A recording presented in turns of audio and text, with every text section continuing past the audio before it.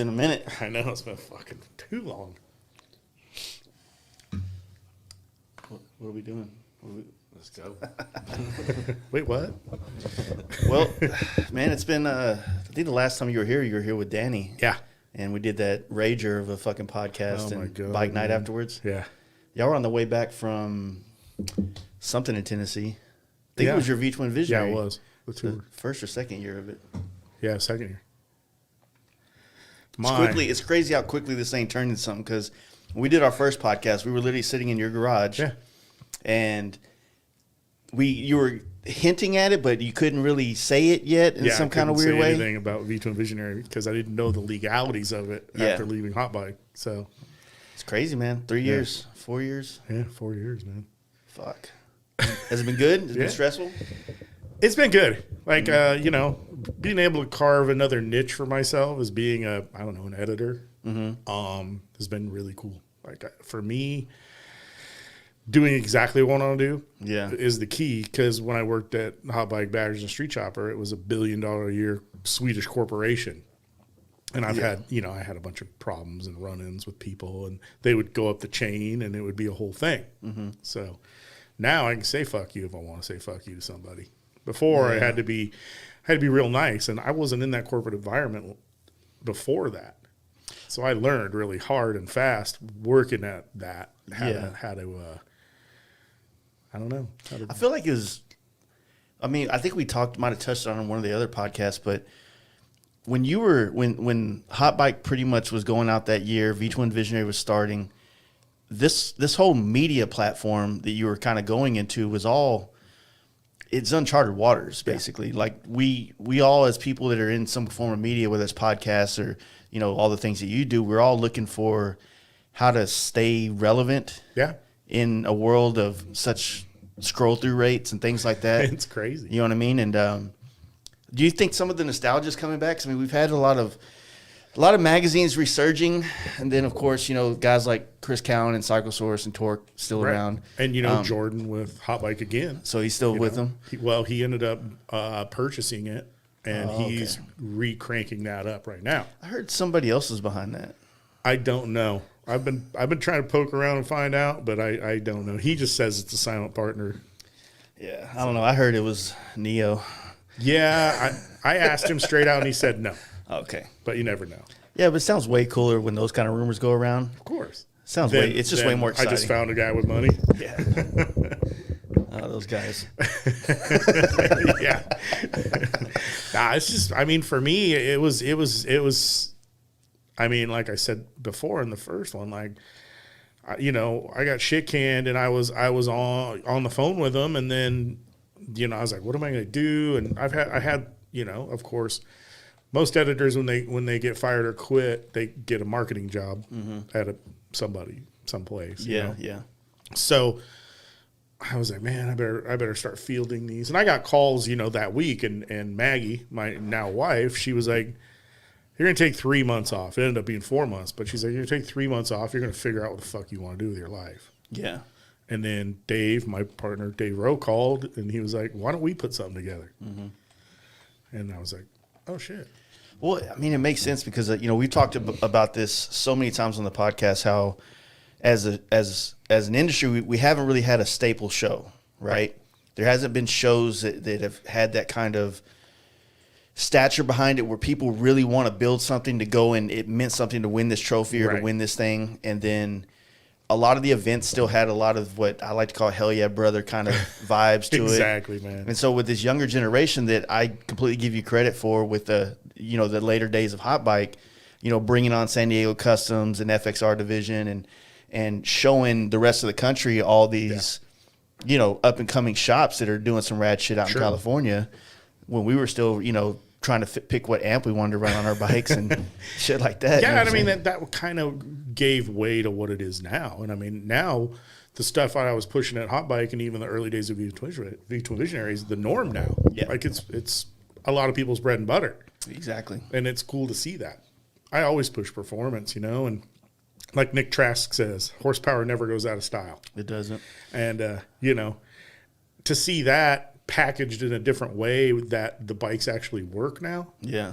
And especially now for me, Milwaukee 8 baggers they fell in just at the right time. Because I hated baggers, dude. I had last bagger I bought was a 2012 Road Glide.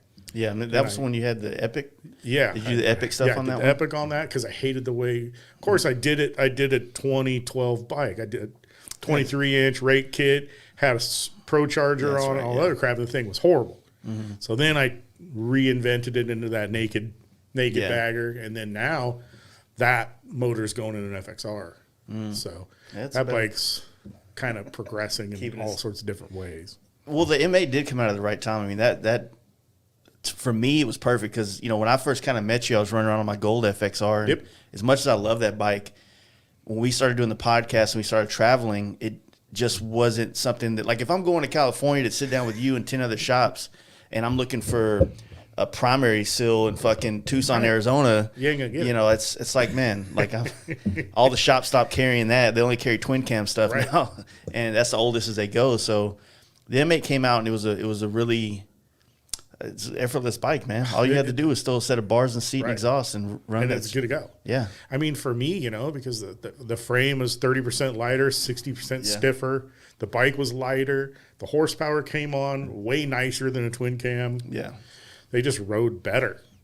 Like, it was easy. It was really easy to get 100 horsepower out of that as a cam. Oh my God, man! Remember how hard it was to get 100 on a twin cam back in the day? I think Tommy was saying there used to be a sign at dealerships like the 100 horsepower club. Yeah, because it meant something to get a bike in 100 horsepower. Now you can put a top end kit on a bike 165 horsepower. Exactly. I love it, and those bikes ride so damn good, even stock. It's crazy.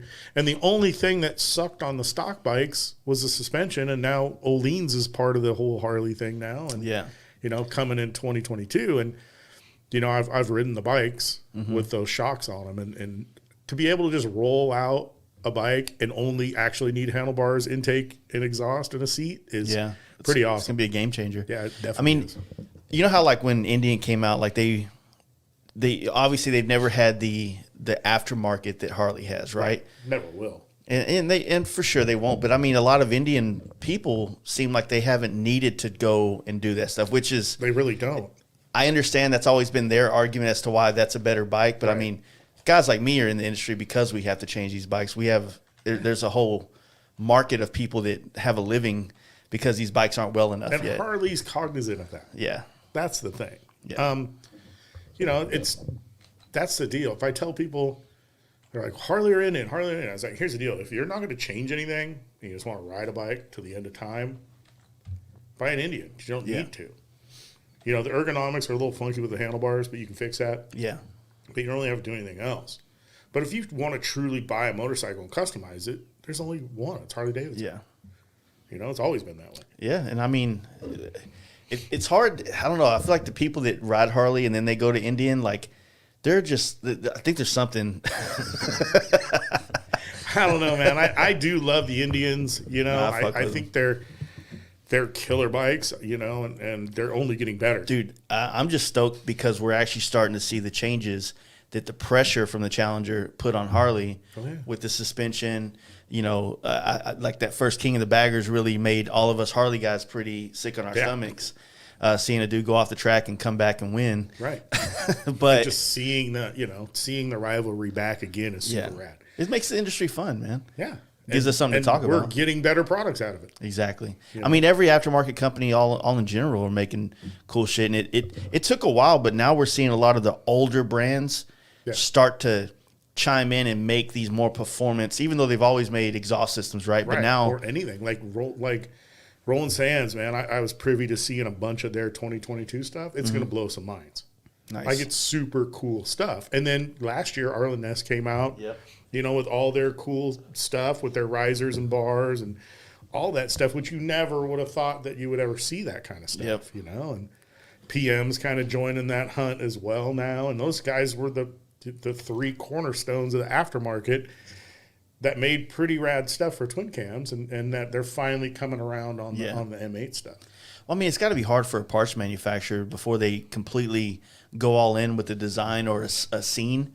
I mean, who knows? Like, like if you're in that position, do you want to take the chance of spending that much money? And that's like, it's like a year or two fad, like, oh. the bobber phase that was on like a 2-year thing that would really stuck. It was horrible. Yeah. And you're hanging your dick out pretty far. Yeah. Especially if you're the guy head of design at one of these companies, and there's a lot of millions of dollars in design and product development and things like that. People don't understand that, but yet on the flip side of that, there's even cooler shit that dudes are making in their garages with one CNC machine that's like 20 years old. Exactly. So I think that's awesome too. Have we always had that? Like, that the bigger end guys like the Nesses and shit like that, and then we've always had like, the mom and pop shops that start small. Like, nothing's coming to my mind right now, but I feel like that's kind of always been a thing. It really always has. There's always been somebody making cool cottage industry trinkets for Harleys. Yeah. And lots of people come to mind, like Lindell. Yeah. Like he came out with probably early on the hottest real performance parts were his brakes and brake pads. His wheels too at the time, and then the wheels, they were lightweight. He was one of the first, in my opinion, that was really I guess Roland Sands kind of had some. Yeah, Roland did too. He had those tracker wheels or something like that. He ended up taking all the stuff that he knew from racing, him and Cam, and then paring down all the performance machine parts that were heavy and ugly and making them his kind of stuff. So it's going to be interesting. I know what's coming out from them, and it's pretty rad. And I think the industry is going to take notice of them. My opinion, man, Daytona is going to be a heavy one this year because I already know so many people that are building performance-oriented bikes all over the country for Daytona. So that in itself, we're going to see a lot of badass shit. And then with some of these other companies dropping new parts, it's going to be nuts, and hopefully some of the supply chain issues are starting to kind of level out in some aspects. I know it's still tough. Still tough, but I think there's a lot of I always tell people there's a lot of American-made stuff offshore waiting right now, because everybody keeps saying their stuff's made in the U.S., but it's machined final product in the U.S. Yeah. You can read through we get who it. That is, but there's still there's dudes just doing amazing stuff out of small shops. And that is the backbone of customization of anything, whether it's a car, a bike, a BMX bike, anything, like it's dudes whittling up crap. I feel like that's just the circle of life, because those small dudes, if they hit the scene right and they become the PMs in 10. Our industry's pretty young if you think about it. You think of guys like S&S, it's maybe 50, 60 years old. Yeah. So, and same thing with PM. Yeah. And that company started making brakes because the brakes on the Harleys and the race bikes weren't good. Vance and Hines, they were making pipes that, breathe good. D&D. Yeah. Like all these people came from super small companies. Yeah, it's good. I think next year's going to be a great year. Now that all these bigger companies are kind of making parts, it's kind of diversify these bikes a little bit, give them a little bit more individuality in a sense. Like you'll be able to pair things up differently and kind of. That way, it's not like cookie cutter bikes like we've kind of been doing. The same risers, and the same forks, and the same suspension's going to be a pretty big game with Ollie Art coming out with their fork. And, that shit. I saw some of that when I was there. It's getting more suspension options is going to be great. Olin's is awesome, but personally, I like a company that's more involved in our actual scene. Yeah, for me to see to see how Legends has grown and how great their product is now. I would put their rear shocks against anybody's in the industry now. Yeah, I agree. And their front ends are great now. That I didn't care for Legends when they came out, when Jesse was first starting that stuff, and then early last year I bolted another set on, and I was so impressed. Everybody knows me. I was a race tech guy forever because they build your stuff to suit, and it's super great stuff. You've always been fortunate because they were always right down the street from you in California. And for me, that's kind of the issue I've always had with other manufacturers, because anytime you would go to somebody that's not from here, whether it's an Italian suspension manufacturer or Oleans or somebody in Asia, you can't be like, well, the sag feels weird and this and that and the other, and they just don't. You can't just call them on the phone and talk to the guy. Yeah. There's a disconnect. For me, Race Tech was always good, and I'll tell you right now, they would always set up my shit way too stiff, so I'd have to take it back. And then working with those guys, they got it after that. Then working with Legend, I was like, man, this stuff is super good, but my wants and needs are bam, bam, bam. Yeah. And I think that, that GP suspension in the front is insane. I've been seeing a lot of people are looking at going GP fronts. I've run GPs for cheese. It's funny because they reached out when I worked at Hot Bike, and I've had a set on I think like Ventura area or something. Yeah. So it's funny shit because I was like, cool. And the dude's Corey, his name kept coming up. And I was like, cool. The guy's named Corey. So I started talking to him. He's like, hey, bring your forks up. We'll do them, blah, blah, blah, blah. And then that was when Fuzzy was there too. And I look at Corey and I was like, man, you look familiar. He's like, yeah, I used to be my tire sponsor when I raced mountain bikes when you worked for Tioga. And I was like, holy shit. He's like, yeah, when I was in high school and college. And now he owned GP. Wow. And then I met Fuzzy, and Fuzzy's like the guy. Yeah. He works with Alloy Art now. Okay.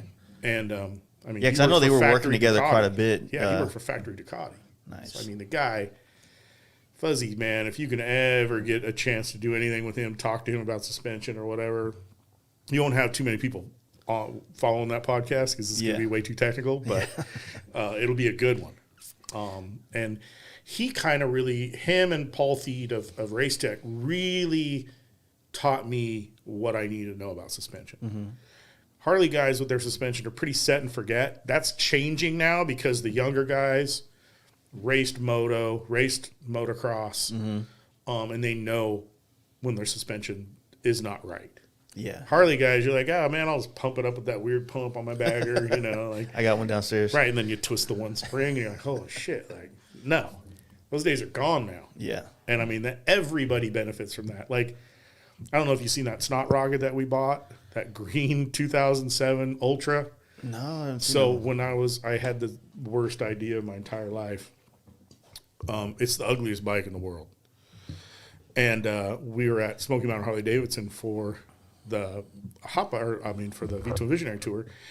And I walked in the shop and I was like, oh my God, I need to own this bike. And it was $10,000. I was like, 40,000 miles on it. And I was like, 2007. I was like, yeah, no problem. It'll be great. And we didn't have any room in the trailer. So Maggie and I just rode it back. I'm going to tell you, on the second day, I realized how horrible a pre-Rushmore Harley Davidson was to ride. Yeah. Even just the 09 frame change. Oh, my God. You know what I mean? This 07. And, of course, her and I are not the skinniest people in the world. So I didn't even air the shock up. I didn't do anything. We just got on the bike and rode. And that 41 millimeter front end is moving any which way but up and down. And the rear, I was like, oh my goodness, that bike made me remember how horrible those bikes were. Yeah. Till now, suspension wise. Yeah, if you haven't ridden one of those before, everybody's doing the skinny tire stuff, and it's a good option for someone that's looking to get into the bagger game, right, at a $10,000 or less kind of price tag. But a lot of people are putting 49 millimeter front ends on there, running a lot different suspension. Those bikes are lighter when you strip them down. Right. But yeah, the frames just weren't quite as tight as the newer ones are. It's crazy, dude. And there's people already outfitting Milwaukee 8 front suspension and rear swing arms to them. So that's the next thing for that bike. Yeah. For the old snot rocket turd. It's like 3 different colors of green. That's why. It's hideous. What kind do you? It was the world's most expensive joke. Okay. It's a $10,000 joke. Is there a punchline coming in a couple months? No, now I got to fix it. So, luckily, I'm building that. I built that Cop Road King, and that's actually getting all new suspensions. Getting a conventional GP front end with the Alloy Art lowers, and then it's getting a Alloy Art swing arm and back end on it. So I'm taking all that stuff off of that bike and putting it on the 07. So that'll be kind of a fun thing to follow. How impressed are you with like the new stuff with like the Pan America? And I've rode that Sportster and didn't really shit myself. It's pretty. That Sportster, man. Like, I'm not saying it was like everything was right. Here's the deal: Harley had to draw a line in the sand between old Sportsters and new. Yeah, and you couldn't do it any better than to bring that bike out. Agreed. Because that bike is like, holy shit! Like, what is this bike? Even if you're a dyed-in-the-wool Harley guy, even the first time you saw it, you're like, man, that thing's crazy. Yeah.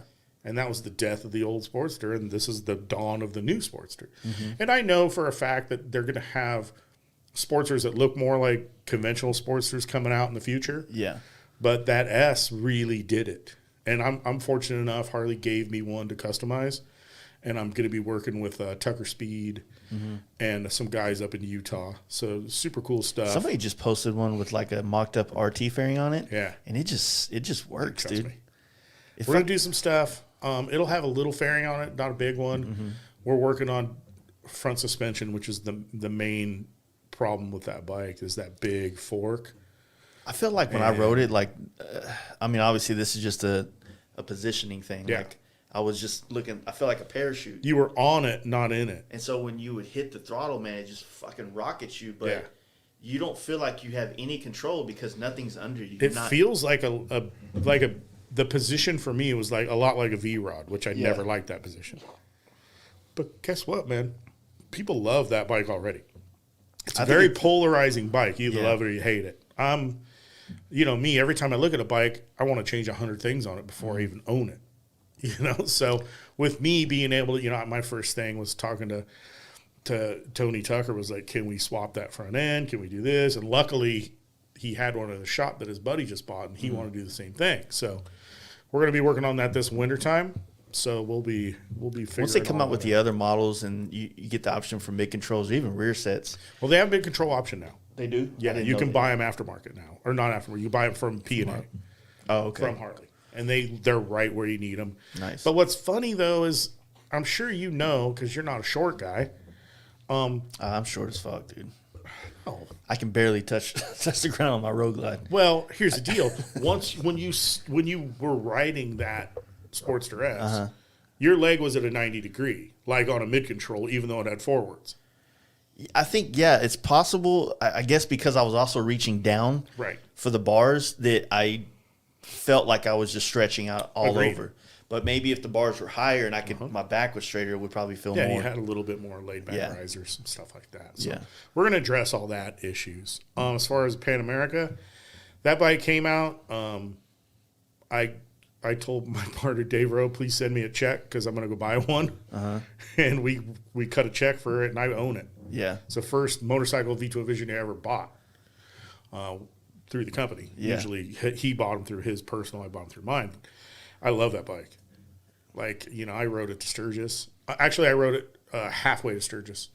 I rode my Softail for the first day. And then the second day I rode the Pan Am, and I was like, man. Yeah. Like, why do I even have a bagger? Like, I should just put bags on this thing. I'm very interested to see how that bike's going to change, like, our I don't know if the word's demographic, but just our scene. You know what I mean? Because it's as much as it is a bike for the off-road and the adventure market, it seems like a great transition. It's an amazing street bike. Yeah. I mean, so's a GS. So's a 1290. Like, but those bikes are still too dirt bike. Like, this bike has Harley ergonomics. I talked to Brad Richards at length about this bike. This bike almost got Brad Richards fired from Harley because he fought so hard to make it look like a Harley and not look like a BMW. They wanted to look just like BMW. And, when photos of that thing started surfacing 4 years ago now. Yep. The day I saw it and saw that crazy space age T-Sport fairing thing on it, I was like, I'm going to own that thing the day it comes out. Yeah. Like, I have to own one of those fucking things. It's sick, man. It hit all the points. It hit on every point. I had an older GS, and this thing's way more comfortable for a guy that rides Harleys. The GSs feel like dirt bikes still.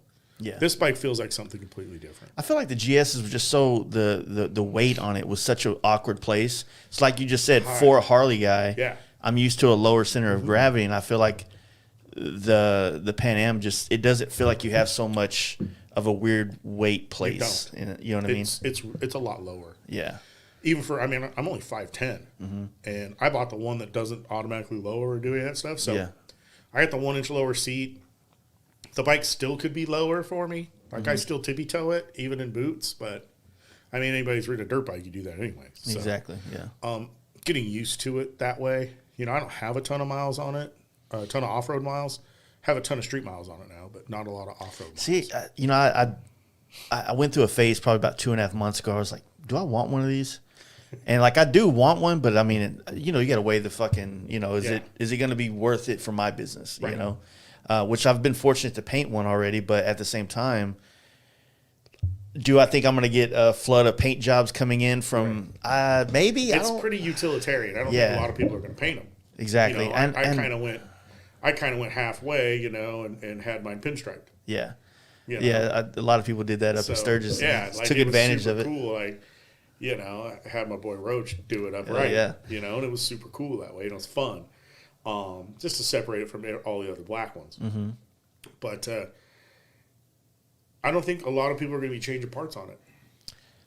Like I said, it's one of those bikes. Yeah, you know, like a pipe, of course. You know, A1 Mike does risers for it. Like, I'm going to change the bars. I'm going to put higher bars on it, like a pair of Raptor bars on it instead. That's about it. Yeah, I feel like that's one of those bikes that maybe people accessorize them more with, like, you know, like the panniers and all the other stuff, that kind of stuff. Maybe some cool crash bars, which is still a Dyna thing, I guess. Right. But well, you can, you know, the stock crash bar works. Like, I had an issue where I rolled mine out of my van and it stalled halfway, and I just jumped off the thing, slid it, and it just boom right off the side of my ramp, and crash bars worked. Like, it didn't have any issue. Concrete on, you know, bike onto concrete. So, I mean, it was pretty funny, but I thought it was gonna be destroyed.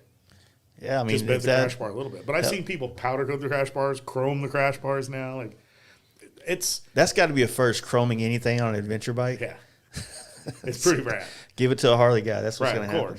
Of course. So, I mean, that bike's a lot of fun, and I mean, just being able to have a job where you're going to do exactly what you want to do. Yeah, you know, it's a crazy thing.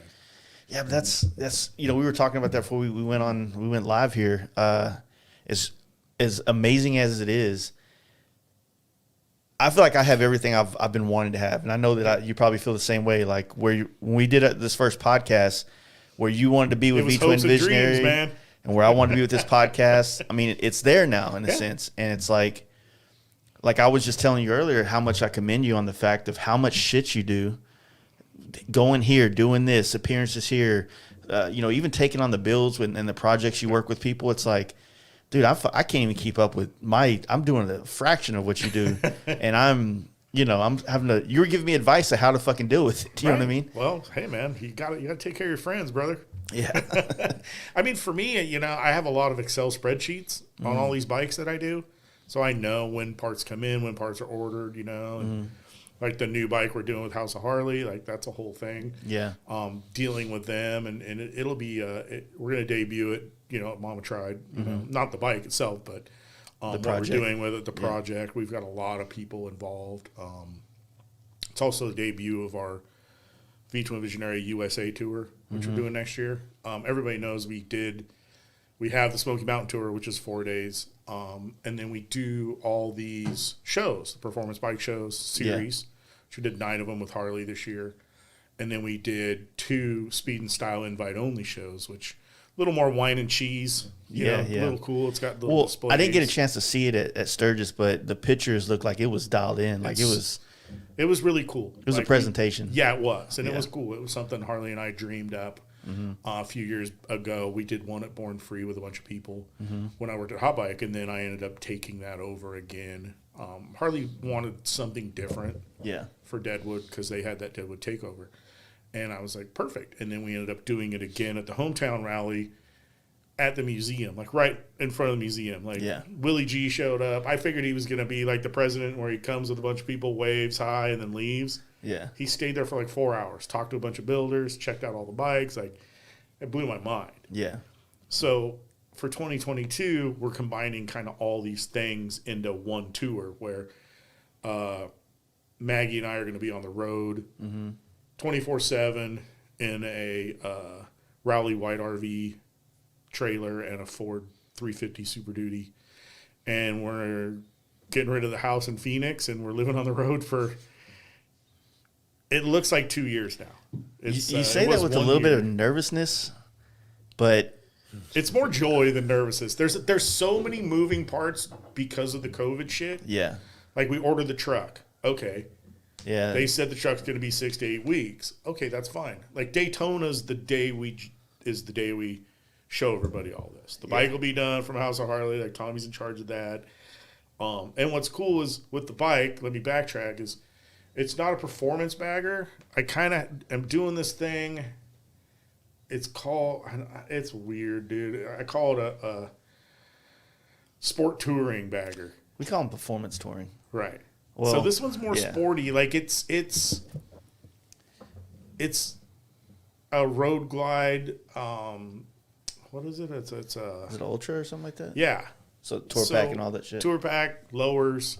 Rockford's going to put stereos in it, the whole thing. But the deal I want for this bike is, unlike all the other performance baggers and Softails I built before, where I pull every conceivable part out. Like, even the Road Glide, I took the speakers out and everything else that I built, gutted the stereo and all the other stuff because I wanted to make it really skeletal.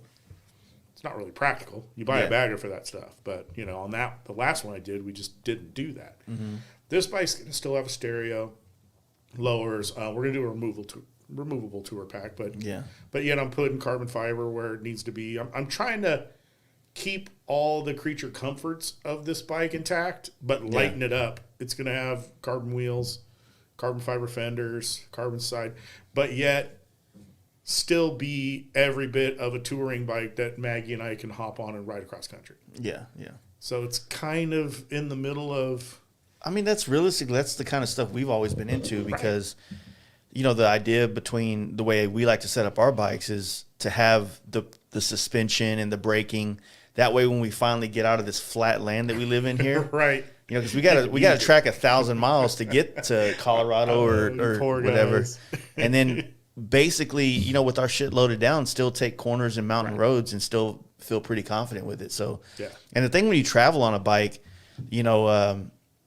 like when you like if I'm going here to California, I'm not stopping and dropping all my shit off the bike and then going to ride the mountains. Like, you don't that's have just that choice. Part of the trip. So I got to do that with all my shit on the bike. Right. And, that's kind of been one of the harder things to talk about when people ask, like, hey, man, what do you think about the Legend suspension? I'm like, man, I haven't rode it anywhere without my stuff on it to, really know. But, yeah, that's kind of – I get what you're wanting to do. Yeah, bigger brakes. Behringer's going to put brakes on it. And, we're going to do a bunch of other stuff to make it a little something different than what I've done in the past, I think it'll be appealing to a lot of people that are on the edge of wanting to step into this kind of style of bike. Right. Yeah, I think it's a little more tolerable that you can do that now. Yeah. So it's cool. And, I mean, doing it with that House of Harley's pretty rad. I mean, and Tommy doesn't say no. That's a good thing. He's a good dude, and I just I like supporting manufacturers and entities that get it. We travel a lot, man, and I know you do it more than I do. And there's only so many dealerships across the country that really get it. Like what I would say our demographic, our generation, if you will, of bikers are into. Like sometimes you walk in these dealerships and you feel like you walked in 94. Oh, I agree. You know what I mean? And they've just they have their way of doing things and they don't give a shit. It's crazy because one of the things we're doing on this tour is in between the big dates, we're stopping and doing, I don't know what you call it, flybys of dealerships. Some of them will be personal appearances where we'll do bike nights there. Other ones, we're just going to go by with little swag bags of all of our sponsors and be like, here's this, man. Just check out what we're doing, blah, blah, blah, blah, blah. This is our deal. But the years we've been on the road doing this, where there was kind of unofficial visits. Yeah. Maggie and I would walk in, and none of the sales dudes would know who we were. I'm not saying everybody in the world knows who the fuck I am, but None of the VPs or the GMs or any of those people knew who I was. But I'd be walking around, and we always walk around, talk to people. Yeah. You know, see what bikes are on the floor, see what the bikes kind of are in the service centers and that stuff. And always, always, always, when we go to the shop, the mechanics and the guys that are hands on bikes will come out and be like, "Oh my God, man, what are you doing here?" The exact same thing that happens to me. Right, exact same thing, because those guys are the heartbeat of this industry. For sure.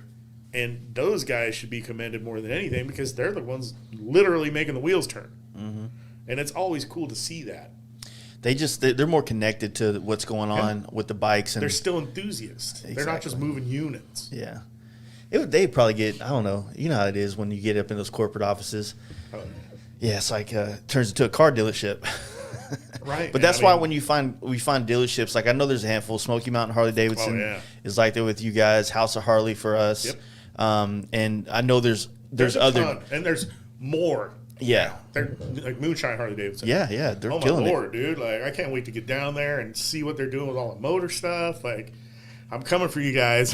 Dude, they've really turned that place. I mean, Tennessee as a whole has really just kind of, it's really, you know, they have their club style pages, and then you get Jessup out there, and then, you know, of course, a lot of Californians moved to Nashville and, you know, we're in his neck of the woods, if you will. But at the same time, it's like they have that vibe out there now, and you know, the dealership there is taking care of that. Oh, agreed. For them, you know what I mean? And I think a lot of other dealerships' ears are perking up because of that. Because of, say, the 5 or 10 dealerships that are doing this and making money doing it. Yeah. Because you're more presentable if you're doing this.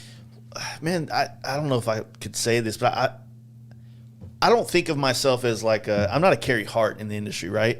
I don't have that kind of name or pedigree or any of that, right? Right. But I do stuff for the industry. Yeah. So I'm not saying I want a free bike, but man, I'm out here making your bikes more popular. Right. So, you know, help me the fuck out. Recognize. Exactly. That's the thing, you know, and being able to reciprocate, you'll learn later on in your career, like I have. Proof's in the pudding. Mm-hmm. Like it's got to be the push me, pull you. Like you need to, you know, and you do that. Like you got this new bike, and you're doing a bunch of crazy stuff on it, and it's going to be everywhere.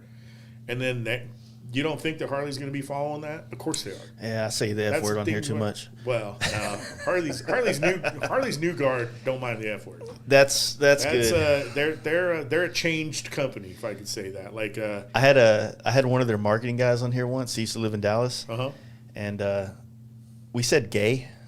That's it. Right. They threatened to fire him if I didn't pull it down. Wow. And then he got fired 2 months after. I pulled it down still, and he still got fired. Yeah, they're gonna fire him anyways.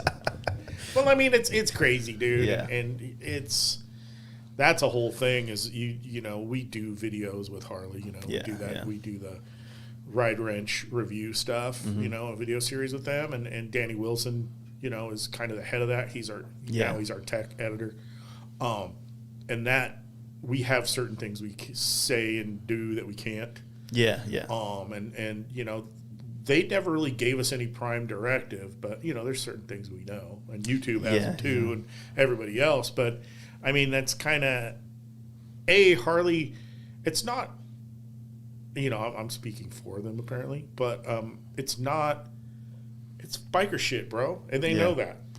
And I think that they had a section of time where they were really worried about the P's and Q's and PC. I don't really see that anymore. But yet, again, all of us are cognizant of PC-ness and things like that. Things that you could say and do 4 years ago, you just can't anymore. It feels weird to even say it sometimes. Like it's like some things that I used to say freely on this podcast that I just don't even feel right saying. Not because I don't want to be a hardcore biker anymore or nothing like that, but it just... Our whole culture has kind of... It's not where we were. Yeah. You know, as a whole, as a group. The AC's cold as fuck. My nipples are getting hurt. You look good. Thanks. You look good. For me, like as a whole, as a society, we can't. You know? So, I mean, all in all, for me, you know, kindler and gentler, no. But just don't say dumb shit. Yeah, exactly. No, I do feel like they've they've been hitting the mark. You know, it's like the whole 5-year thought to market kind of situation that happens with Harley. You know, they've been capturing, they've been hitting the mark a little bit sooner instead of like the Rocker C when they're 2 years too late or something like that. And I think I'm NDA'd up with Harley. I mean, I know what they're doing for the next foreseeable future, and y'all ain't seen nothing. I mean, I'll leave it at that. Like it's getting better and better and better and more rider friendly and more better ergonomics, and just the shit that you always wanted is coming. Yeah. You know, and to say that with pride, being somebody who loves custom motorcycles and loves Harley Davidsons and Indians, like just loves motorcycles. V-twins, right? It's fucking crazy. Yeah, I mean, I don't know as much as you know, but I know a couple things, and it's it's cool, man. It's badass. It's nobody can say they're not listening. No, not at all. You know, because that used to be a thing that would go around. People would on their YouTube channels and on Instagram would be like, Harley's just not listening to what we want. You know, that was the Softail. Remember when it came out? Right. You know, I was like, man, like I said with the Softail, man, like I got death threats because I told everybody it was so good. Yeah, I was like, motherfucker, dude, I got 5 Dynas and 4 FXRs, and I don't want to ride any of them. I'd rather ride this stock fucking new Softail. And now everybody knows. Yeah, like it's crazy. Yeah, it's like it's crazy that to think of. Remember all the memes, bro. Fucking the Hitler meme. Yeah, that was the best one. Yeah, I still talk about it today. But yeah, that's kind of the thing about it, man. Like they really are hitting the mark, and the thing is, they're not just doing. I mean, being one of the people that produces events for them. Yeah, they're not just doing Sturgis and Laconia and Daytona. Like they're in every rad small TMMR, our tour, Born Free, they're doing like 10 more of those kind of cool smaller events next year. And like I was saying, we're producing 15 or 16 events for them next year. You said you did 9 this year, right? Yeah, we did 9. Yeah, 15. We did 9 performance shows and 2 speed and styles. So we're doing 10 performance shows and 4 speed and styles next year.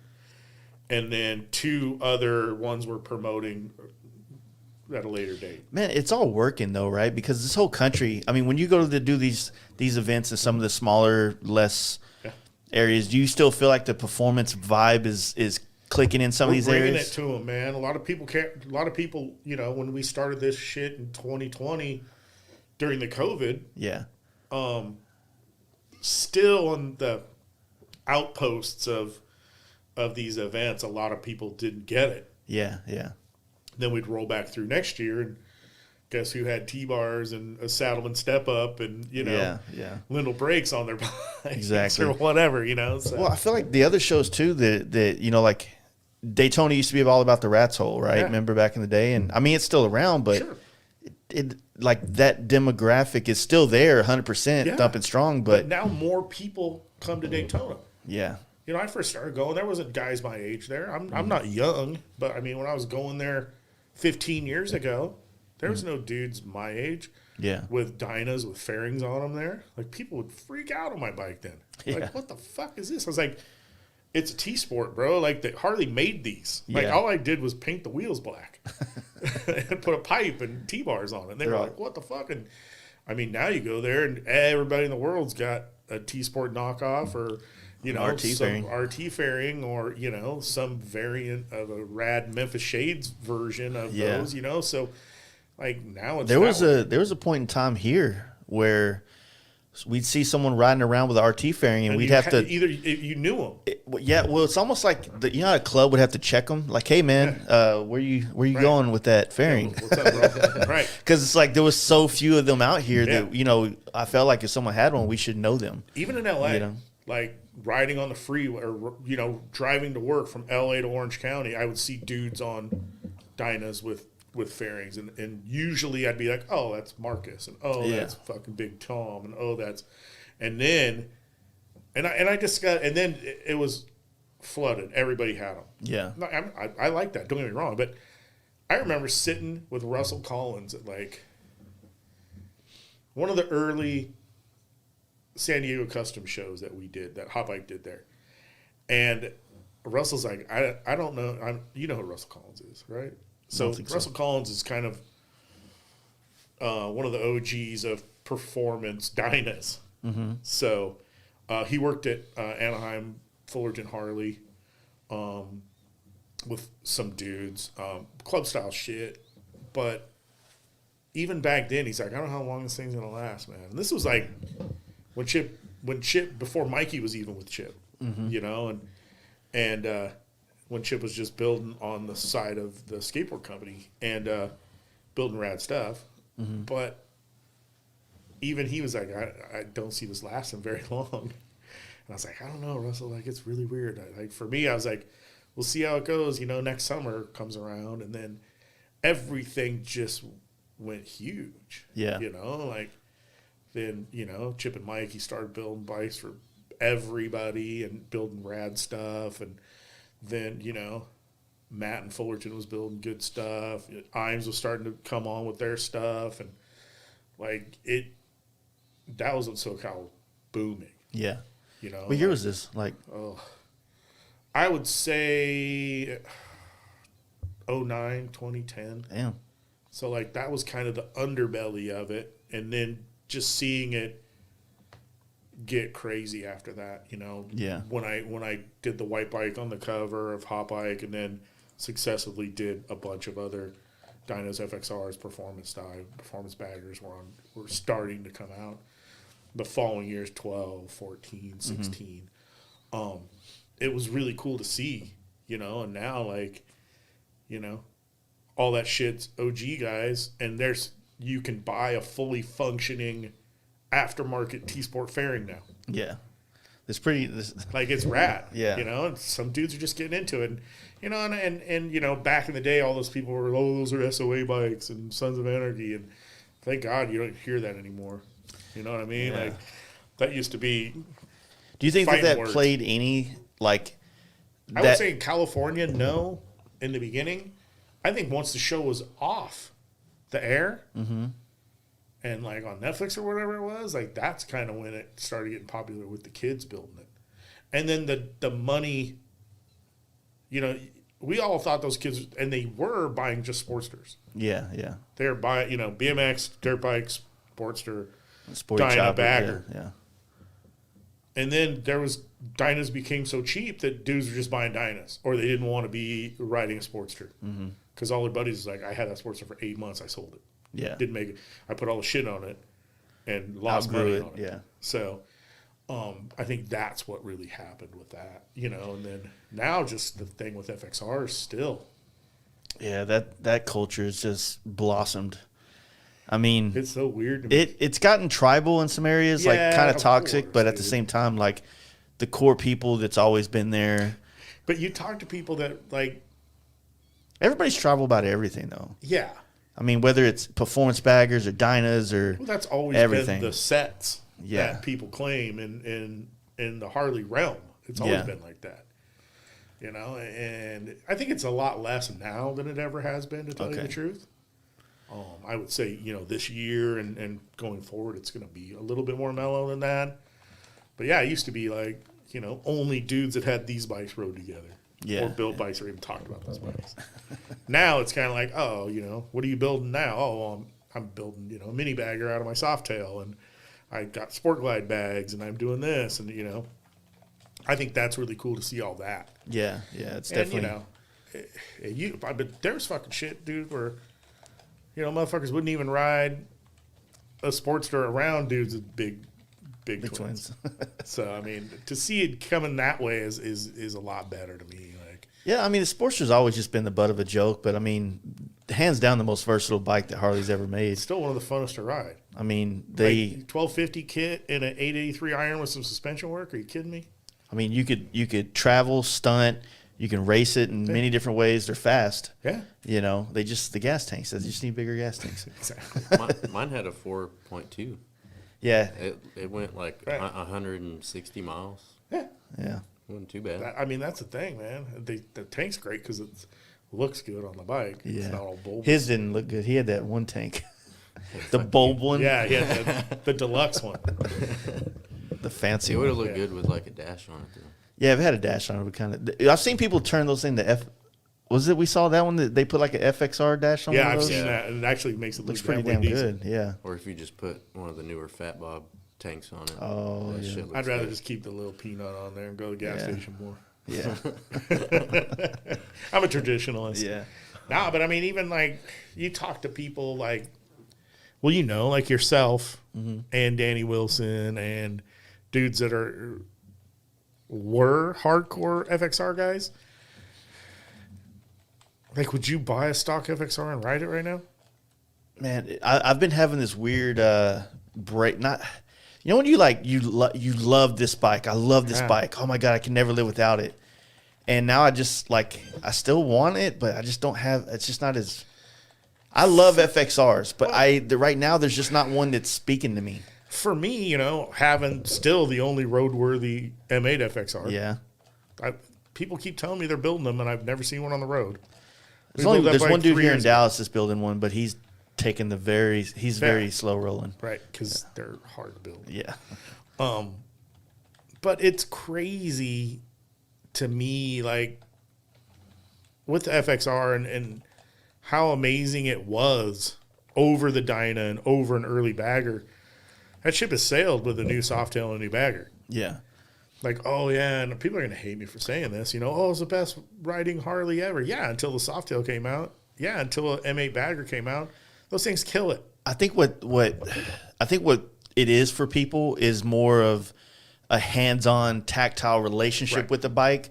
When like the new Softails and baggers, obviously it's Get in, push a button. push a button, right? So I get that part, and I get the fact of being a part of a more exclusive club, if you will, because there's not as many. You go to your local bike night, especially in the Midwest or anywhere, like if it's a FXR bike night, you're going to see a bunch of them, Right. And you got to put it in work to make it run Yeah, right, to do all the other stuff. So, I mean, It's like there's just a little bit more effort from the owner rather than new bikes, but it all depends on what you want to do. I mean, right. I've always said that I have like a 5 bike, or actually I got a 3 bike garage. It is like my go-to, an M8 bagger, a fucking OGT Sport, and an RT. Right. That's pretty much what mine was forever. so. You know? And if I can have all 3 of those bikes, then I have no reason to ever want to get do anything else. So. And then now you're like, oh, now I need a Pan Am. Oh, now I need a freaking, whatever else, Yeah. So it's pretty crazy to see the longevity of the FXR still keep churning. Yeah. I still have 3 of them. I try to get rid of them, but I never want. When it comes time to sell them, I won't. Yeah, yeah. It's. I mean, you can do a lot to them. There's still an aftermarket for it, which is wild, right? Yeah. I mean, it's an old bike that you can almost buy everything brand new for the damn thing. Thank God you can buy wiring harnesses. Yeah. Electric lighting, they get you. Or NAMs, actually. Yeah, NAMs. Thank God. Thanks, Jeff. But yeah, there's you have that, and I mean, I get it, man. Like, that's one thing I've had to learn because I've been tribal as fuck. I've been one of those dudes where like, it's performance baggers and that's everything. You know what I mean? Or it's just because that's what I'm riding right now. But man, like I always tell people, like every year when I ride to Sturgis, I think I'm doing something special. And there's 40 dudes on regular ass Harleys riding to Sturgis too from further than I am. Yeah. And I was like, man, like, why am I acting like I'm cooler than these guys because I'm doing it? Like everybody's doing this shit.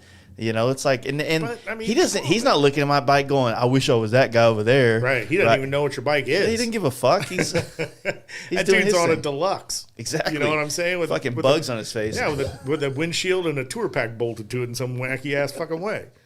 Oh, to see that, and you realize who makes all the money in Sturgis. Yeah. Like, it's not these bolt-on dudes. fucking It's Monty tire Roach. guys and Monty Roach and dudes pinstriping crazy-ass shit on bikes. LEDs. Right, LEDs, the shit that you and I discount, almost make jokes out of that shit. Yeah. It's low hanging fruit. Right. But guess that's what, where the dude? money's That's what swings the biggest bat there. You're not getting your motor rebuilt there unless you blow it up. Yeah. You're not getting an S&S big-ass kit put on your bike there. Yeah. Outside in the dirt, You know what I mean? So it's like, you know, you're not doing a whole handlebar job there. Like, it's pretty crazy. I mean, Trask does their turbo kits, right? Yeah, but I mean, Trask turbos You have are a whole to. other I think thing. you gotta order some of these things Got to prior order it in to. advance, and they'll have it done Yeah. for you, and they'll do it. And I mean, if you've ever seen the Trask booth, and that shit's hermetically sealed, anyways. Like, it's the cleanest shit ever. I mean, it's fucking Nick Trask. Yeah. Come on, man, that guy's. He should. I mean, That little row at Black Hills this year was the shit. You had Trask, Thundermax, Hoffman, Yeah. HPI, D&D at the end. Like, it was like, we just would like ride our bikes in there and Mecca, park. dude. Like, hey, we're just leaving our shit right here, Yeah. and all our bikes are nice. So like, yeah, fuck it, brings people over here. Nah, it was super cool. I think that they did a really good job at Black Hills. I mean, That's Mike's done a good job, man, and they still keep doing stuff. I'm trying to work with them. They don't want to work with me, apparently. Mike. Man, you know, I learned a lot about Sturgis this year and the way shows work there and events. yeah. And man, that's some mafia shit, man. It really is. It's pretty crazy. Like, luckily, I mean, we were under Harley's wing, and to Yeah. be able to do a show at Rally Point, which nobody's done before, it's pretty crazy. Mm-hmm. Close off the street, have our halftime was Unknown Industries doing Yeah. a show, and then, I mean, that's dream shit. And Yeah. then for their takeover in Deadwood, where we did our other show, you know, we helped Fosgate do their show up there. Like, doing 3 shows in a week in Sturgis and managing that is it's something I don't ever want to do again, but I'll probably end up doing it next year. But it took a lot out of the team, yeah. you know, and it's but yeah, it's you definitely have to, on top of dealing with the city, Yeah. you do have to deal with the layer of mafioso of Sturgis. And, you know, being able to, and at any given time, there's 4 shows going on. Yeah. So that's a hard one to be able to come in swinging a big bat. So people will go to your show, or you can time it so there's a show after your show. And it's a hard thing. That's what I was kind of talking about earlier. It's getting complicated because you got the Hardcore Cycles show at Sturgis. So you got Hardcore Cycles. Now you got Torque is doing their thing. Then you got the Pearwoods Paint show, which is, you know, maybe more something I'm interested in because of my business. Right. But then you got your show, and then it seems like I've heard Black Hills talking over the last couple of years about wanting to do a show there. Like they were talking about doing with like Clock or something like that at one point. But I haven't seen anything come into fruition yet. Their deal is, and I'm yet again speaking for an entity I don't do any work with. Anything that keeps them from selling you a bike, they don't want. So they don't want a show there. It makes sense. I mean, they got everything else. Like, they want everybody to roll in and spend money. That's why it's there. It's a business. That's And why I it's like still it there. being that way, though. Yeah, I so think do that I like going up there, seeing all the people. Shit, I buy shit there every time I'm there. You know? Whether it's trinkets or something I've never seen before, they always seem to have some guy from Vermont there selling some crazy thing for motorcycles, whether it's, you know, something for your inside of your bag or something tactical or something this or something that, like guns, you know, like Something. shit, like, you know, so silencers. And, you know, I think it's really cool that they have that variance of stuff where for a lot of other dealerships to have that variance, there's a lot of cheesy shit there. And you're like, man, this is the same shit I see at every rally. They don't really have that. Yeah. Like, they have those vendors, but all in all, they're like, if they're the people selling patches and belts, they're the number one people selling patches and belts. Yeah. Bottom line. They have, it's, if you're a vendor and you want to go make money That's a spot. I mean, people go to Black Hills to spend money, you know? And I mean, we're at Black Hills and then we're downtown. You know, how many people spend so much money having 2 locations? But guess what? They do it year after year, so it must work. Yeah.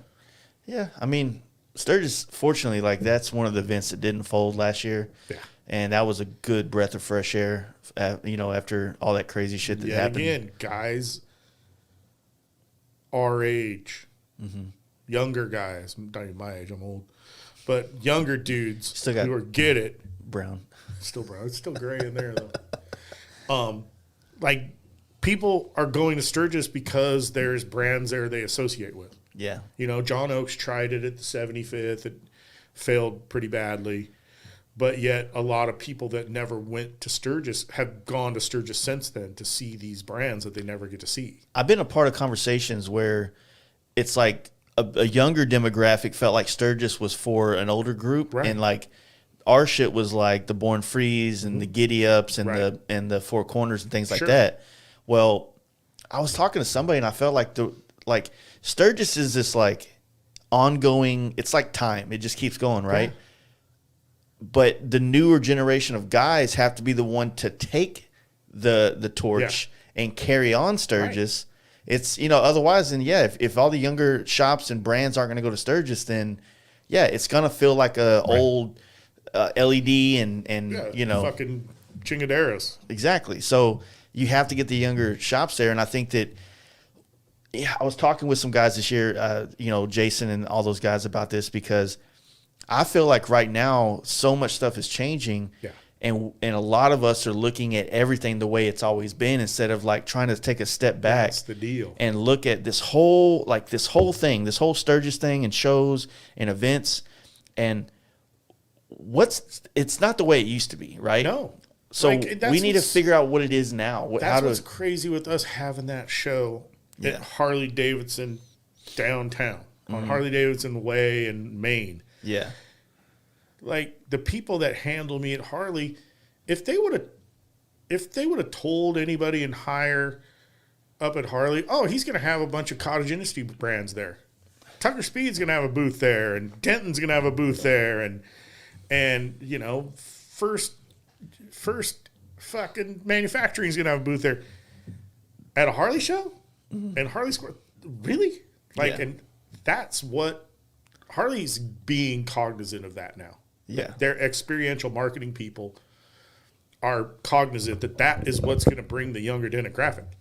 See, our Dallas-Fort Worth, we have 9 dealerships here. Right. And I tried to explain that to the ones, they'd always say, hey, we're going to do a performance night. Right. And then they do a stereo competition at it. I'm like, bro, you're missing the fucking point here. Come on, man. But they do that. They don't want to work with any other shops around here. But we all need a Harley, right? So we're all going to go there for what we need. Right? A bike or a specific part. But every one of these shops, these Dentons, the Tucker Speed, they have a following. Yeah. And that following is what's going to bring people to these events. Back in the day, they used to pay Joe Martin to be at a show. Right. Hey, man, we're having an Easy Rider Billy show. Lane, man. These dudes got paid bucks. You pay these guys because they bring a crowd. Right. And it changed because some of us, myself, Denton, a lot of people that you work with in this industry, we got known, air quotes, through social media. Right. Not from a biker build off, not from, in a sense, not really from magazines either, because that was kind of a little bit before our professional career. It's being part of my job now is to make sure people know about you guys. Yeah. And I've always taken that very seriously. And to be able to translate into bringing 12 companies on the road with me now, with a 120-foot frickin' tent set up next year, whether it's at Sturgis or at a local dealership or here or there, like that for me is always what I wanted to do, take the show on the road. Because there's nothing better, like podcasts, there's nothing better than this. Yeah. Face to face. There's nothing better with that somebody like SBC Performance signed up last year and this year to be able to hold their risers in your hand. Yeah. To be able to Trask is part of it this year. To be able to there's nothing more beautiful than their intake or turbo setup, All their parts are nice. Right. So, I mean, a lot of people don't get to see that with the internet. So I'm breaking down that, I don't know, 4th wall, 5th wall, whatever they call it. Yeah. So you can come out and finger fuck all these goods and see them yourself and talk to somebody who knows what's up about it. Yeah.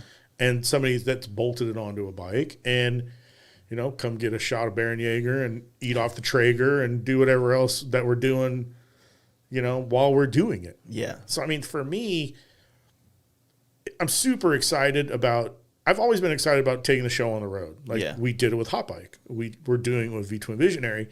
And at this level now, like, you got to come out for a bunch of them, dude. Like, come on. Seriously. Like, there's room in the trailer to sleep. You could take a day off and just be Jace and do nothing. Yeah. And, we've been pet the dog all day, hide in the trailer. So I came to the tour in Smoky Mountains. Then my friends lit my leg on fire. I know. I was like, it's like, fuck you guys, I'm going home. Yeah. I was like, Chase was here, now he's gone. Nah, man, like I said, Sturgis, we've been ripping and running so much this year. I know, man. Then Sturgis, and then that was over. And then I rode up to Milwaukee to House of Harley to get that motor. And then the goal was to go to your show and then go ride the Smokies. And where my guys got us a place to stay, it was beautiful. But it was like a 45-minute to an hour and a half to get it was an hour and a half to get it was 30 miles from our place to your place. But it's all this, and it's not like, I mean, it's great roads, but you can't ride them hard because there are driveways on them, right? And then you're always scared somebody will be poking out. Yeah, it's not like the Dragon where there's no turn-ins and turn-outs on it. And so, like, man, it just got to a point, and then I looked at the weather, and if I would have stayed Saturday, I would have got fucked on rain on the way home. That's what happened to a lot of people. That's one thing about having that in October is we have issues with that. Yeah. Still going to have it in October.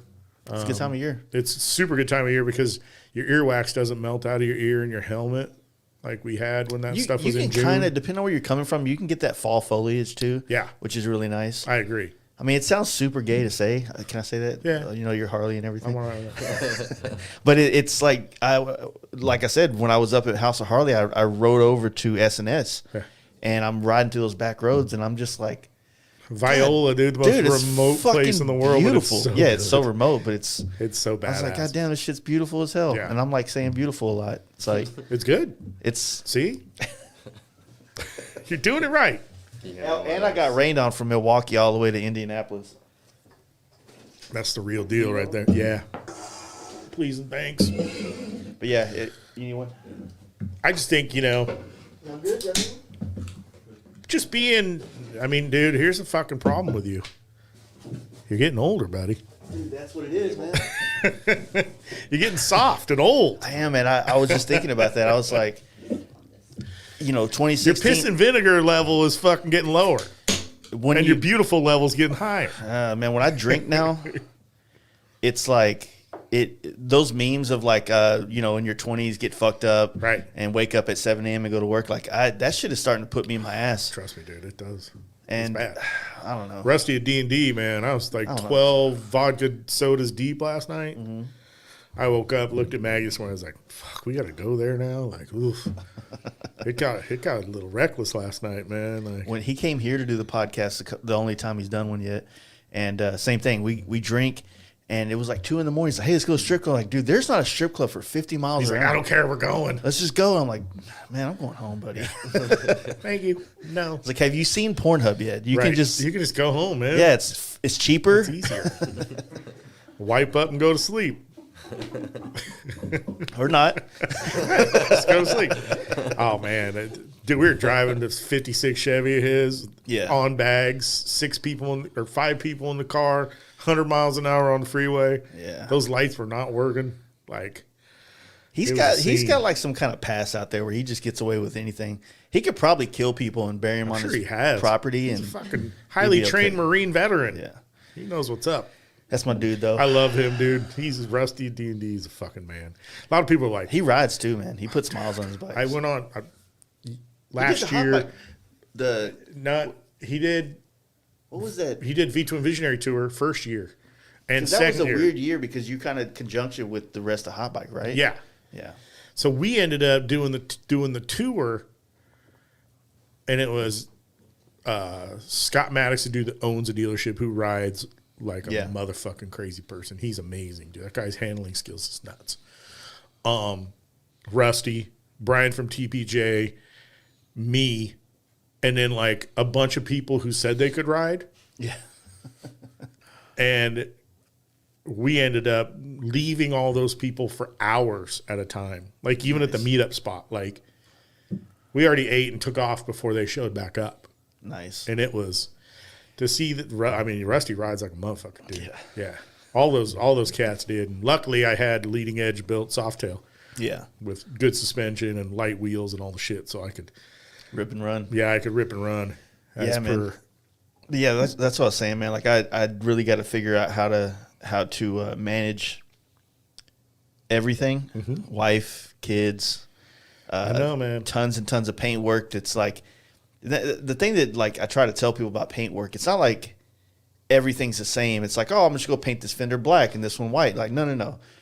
This helmet has to get a crazy intricate design, and I gotta. And for you to do that, you have to be in the right mindset to do that. Like, you can't just be in traffic all day and just go, I'm gonna go create the most amazing fucking helmet or the most amazing bagger paint job. Exactly. Like, you've got to be in the zone. Like, for me to even write, like a normal person and write these features that I do, it's really hard.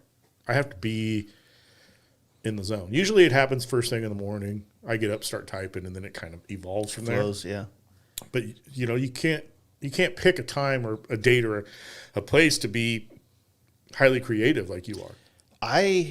You brought writing up, and it just brought back some memories, because that's one thing I really, really wanted to try this year, get better at. But I feel like I'm only good at writing when I'm drunk. Does that make sense? Yeah. But here's the deal. Like that. Like I'm way more passionate. Well, that's the deal. But then you'll be able to circle that around when you're sober. When you're sober and fix it. Clean it, yeah. And so that's the deal. Like when I write something, I usually look at it 3 or 4 times before it's done. Like if it's a product review, no, because I'm writing about the product, but if it's any sort of creative writing or any sort of passionate writing, it takes 3 looks before it's done finally. Yeah. And if you can do that, like some of my stories and features, like they've been months in the making, just because, you know, the ebb and flow of daily work and things like that, and being creative, and you know, I think you could easily be able to do that if you take that into account. Man, so we were wanting to start doing some type of YouTube videos here, and writing is the thing that has to happen so they can happen. Because maybe Cruzy doesn't have to. He can just turn on a video camera and go. Charm, dude. Yeah, he just got the gift of gab. Like, he can flow with good it. Like that, man. But, I mean, I'm like, okay, let's do a video. I'm like, fuck, are we going to talk about? I'm like, oh, nothing. Like, and then you're, let's talk about this gas tank. What are we going to say about it? It's like, otherwise you just start rambling about. And then people, they become disconnected. Exactly. Because you're not hitting any points. You're not saying anything that there's value. One dude that's super good at that, and he thinks he's not, which is Danny Wilson. For real. Like, he's like, I don't know what to say. I don't know anything to say. And then you're like, go. Yeah. And because when he worked for Harley, he did tech talks with people, you know, rooms of people. And he taught people how to become Harley mechanics when he was overseas. Yeah. So, like, that dude doesn't think he can do it good, and he's so good at it. The thing that, if you can get him out of the mumbles, he's fine. The thing that I think Talladega Nights really did it right. When you get on video, what to do with your hands becomes a big issue. Always that thing, man. It's always that thing. You know, like you can tell when people he's are talking with his hands too much. You know what I mean? Like, it's either too much or not enough, or you're like, And then I like standing up. Like, I like this because I can hide. Right, or I can, you know, play with things. Or I drink a lot on these podcasts because I feel like I need to do something with my hands a lot. You know what I mean? And you like drinking. Yeah, kind of. But I mean, the hands thing is complicated, and then you know, the amount of time it takes to do a video. Like I said, I know, I understand, like when you create videos, like the complications behind it, how much of that's a day's work. Yeah. I mean, it's a day's work to shoot, basically. Oh yeah. You know what I mean? Just to, all right, we do this, shoot. Right. That's why I became One Take Jeff, because I got so fucking tired of producing videos and editing them. Like, I'm like, nope. Like, and then, you know, if Maggie's not around and Dave's not around, I have to run and turn on the camera and do it. So I got to edit that out. You need to put that in the back of the video so we can just see me running my fat ass around. You have to just catch your breath for a minute. Every time we go pee and you walk back up the stairs, it takes like, in a podcast, you got to give yourself about 45 seconds. You need to put a urinal in the corner with the pipe going down. Man, I don't think you'll get COVID from that, but you'll get something, because we've had some fucking dudes in here, man, some weird ones. Sit down Steve pissed in my studio once and made a lot of people mad. Yeah. He didn't piss in. He pissed in a cup on live. Right. People got all butt hurt? Oh, yeah, because we just finished. Oh, we didn't just finish the studio, but people didn't get butt hurt. They were just kind of like, what the hell? Hey, man, you don't do that. It was a good This time. isn't an English soccer match. You can't just pee anywhere you want. I can do like one stunt rider in here at a time. Like if him and Junkyard Kenny were here at the same time, they probably burned it down for the gram. Oh, those fucking guys, You know? dude. Love them. Fucking wild dudes. Fuck yeah. But I mean, that's another thing that's involved like crazy is just the stunt scene. I mean, The- 5 years ago it was unknown, some East And Coasting some other guys. dudes. Yeah. And now the sport bike world kind of like ditched sport bikes and came into What Harleys. about all the women who Yeah. are killing it now? yeah. Like sport bike or Harley, like Yeah. I love seeing that, man. Like just hurting dudes' feelings. You know, Yeah. like doing combos and just not the standard, you know, the 3 girls that we always see. There's Yeah. a legion of other younger girls who are doing it now, which girls, mean, you go to any stunt lot, you know. Yeah. You're going to see some chicks out there doing some badass stuff. I love it. Or working on their skills or trying to, you know what I mean? Just the sheer amount of women who go to rallies now and to meetups and rides. Like that was even when I started my professional career in Harley shit, that was never. Yeah. There was one girl and then everybody else's old ladies on the back. Yeah. Like seriously. I mean, Born Free 1 through frickin' 9, no women would ride their bikes in. Now, We got a builder. fucking awesome. We got the first chick builder for Born Free now. What's her name? Axel? Yeah. Or actually, it's Saxels or something like that. It's Forget her fucking- name. It's rad. But I think that what women are starting to do, because they've started riding more, and they're starting to do the same thing we do, where when we ride, then we get like interested in other things like stunt riding or traveling or adventure bikes or finding another avenue of motorcycles to kind of scratch the itch some more. Right. So It's cool. I mean, you know, in our crew of people that ride, we've always had women, you know, Natalie Kleiner and Maggie, and, you know, Lisa Prentice, and people who actively are motorcycle enthusiasts, who can ride the shit out of their stuff. You know, like I've seen so many times Natalie take her helmet off and dudes are like, holy fuck, that's a chick. You know, and now there's a legion of people, of women riders now, and every town's got a leader's crew and I fucking love and that. all that stuff. I mean, it's awesome. I mean, it's just does Harley still say like they're trying to get younger riders? Because it feels like they've done it in a sense. Like I don't know any other time in my life of motorcycles that I've noticed this many people, this many different demographics. And I think they did it wrong for so long. And then finally they learned to just go with it and flow and make it genuine. Yeah. And then the legions came. Yeah. You know, like it's only so much you can market to people of color and women and younger people, and they smell the fakeness. Yeah. And then once you just start doing it legitimately and reaching out to the right people and and accepting them as a whole, that's when the genuineness comes in. Like they don't want to be pigeon-fucking-holed. Nobody wants to be pigeonholed. Well, it seems like if they just support the things that are taking now place. They do, you know, like Dave's Right Out. They've had, you know, that's been monumental for women. Anytime a brand, a large brand like that, when they put their name behind other things, it legitimizes those things. Right. And I think that does more marketing for them than a campaign of whatever, you know, all these cool people doing cool shit. Yeah. It's like a fucking Pepsi commercial. Come on, man.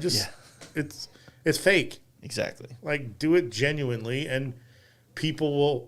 Because there ain't nobody that can smell fakeness like Harley people. Yeah. Because it's been rammed up their ass and down their throat the whole time that they've ever had it. Like, oh, you need this Eagle jacket, or oh, you need this, or you need this, and you're like, come on, man. Like, the reason I'm riding this motorcycle is to get away from all this shit. Yeah. Like, you find your core of people that you want to ride with, who share your passion, and your tribe of people, and that's great. But like, you can smell fakeness 1,000 times. It's like when you're watching TV and there's a cholo guy that is a white guy that's dressed like a cholo dude. You're like, come on, dude. Like, they don't wear that shit anymore. Or like, you know, the pimp guy who's black and, oh, okay. Like, really? Come on, man. Yeah. Like, They make good shows though. I can't even watch TV, dude. Dude, I don't. Drives me nuts. Well, everybody's on that Yellowstone kick right now, so I wonder Dude, if we're gonna. It's fucking good. I wonder if now we're all gonna get into cowboy shit instead of fuck these bikes, It'll right? be Let's get like some horses. It'll be like gonna be me and Bad Wolf, dude, in a side by side. I just started following that dude recently, man. He's a really good dude, man. Yeah. Like, I'm gonna tell you the truth. Like, super nice kid. I think you posted him a while back, and I started following him. Yeah. And he's got some of his music is on some of the Paramount shows. It's a bunch of them. So that's rad. And his stuff's good. Like, he's So he's into bikes like hardcore and all that shit? Yeah. Nice. Yeah, him and Mark from Rusty Butcher are really tight, and he goes over to Mark's. He Bad Wolf lives in Salt Lake City, Oh, but he's always down in LA doing music stuff. So he goes and rides bulls at Mark's Butcherland Ranch. Super rad. Like, I sold a car to I haven't done a podcast with him yet. That Mark is awesome. not because I haven't reached out. That's Right. one thing. But like, I don't know, like our algorithm, I don't forget that he exists, but Right. you know, when I'm like, fuck man, I'm going to LA, who can I go talk to? Right. And then You it's like, need to go to the ranch, man. Like, Yeah.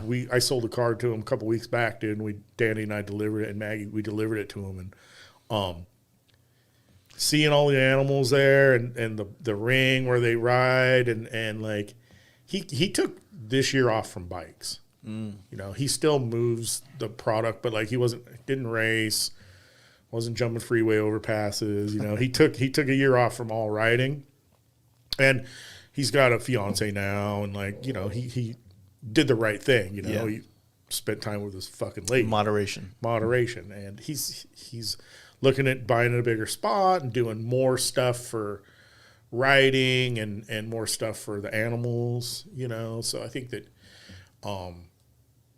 he's like my little brother, dude. I've loved that kid since day one. You know, back when he owned other clothing brands before Rusty Butcher, I was an acquaintance. He has some with him. podcasts that came out pretty early on. They were actually Yeah, pretty he solid. had super good ones. I wish he would have kept going, man, because he had one podcast with this dude that cuts hair. Like, Yeah, that was like, fuck, that's a good ass podcast. I'm like, I just learned all about barber Crazy shit. shit, but- right. You know what I mean? Yeah. That's what they're for, right? But yeah, no, I definitely need to. oh, you got to link up reach with out, him. man.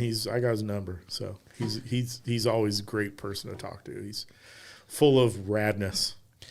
Yeah, that's the thing about all this. I mean, just like with you and what you do with V-Twin and what you did with Hot Bike, man, you know, I'm constantly looking for people in the world of motorcycles or in the satellite things around motorcycles that's interesting to find a way to have a conversation with them on here and bring out who they are and expose them to whatever audience we have and shit Right. like that, you know? It's cool that you can do that, you know, and it's really, I mean, fuck, dude, it's been crazy. Just how you've grown and how you've spread your fucking life and your way of being, and from a Texas kid, which is cool. You know what I mean? Like, I love that, you know, being a SoCal kid, everything's SoCal, everything's vans and fucking BMX and skateboarding and surfing and blah, blah, blah. But to experience going to Texas and, you know, hanging out with you and, you know, hanging out with the dudes T-Bar Tuesday and that kind of shit, you know, like, for me, I love seeing that, you know. Well, I mean, like, I'm a direct influence of like when I got to go paint bikes in NorCal Right. in the early 20 teens or whatever you would call it. That's where I got exposed to it. And then, you know, the bagger shit, the big wheel stuff just kind of, it took a turn for, it was the older demographic than I was at the time. And this fucking stuff, these Dynas, this FXR scene before the bagger stuff came back around, dude, it was a breath of fresh air for somebody in the motorcycle industry. Right.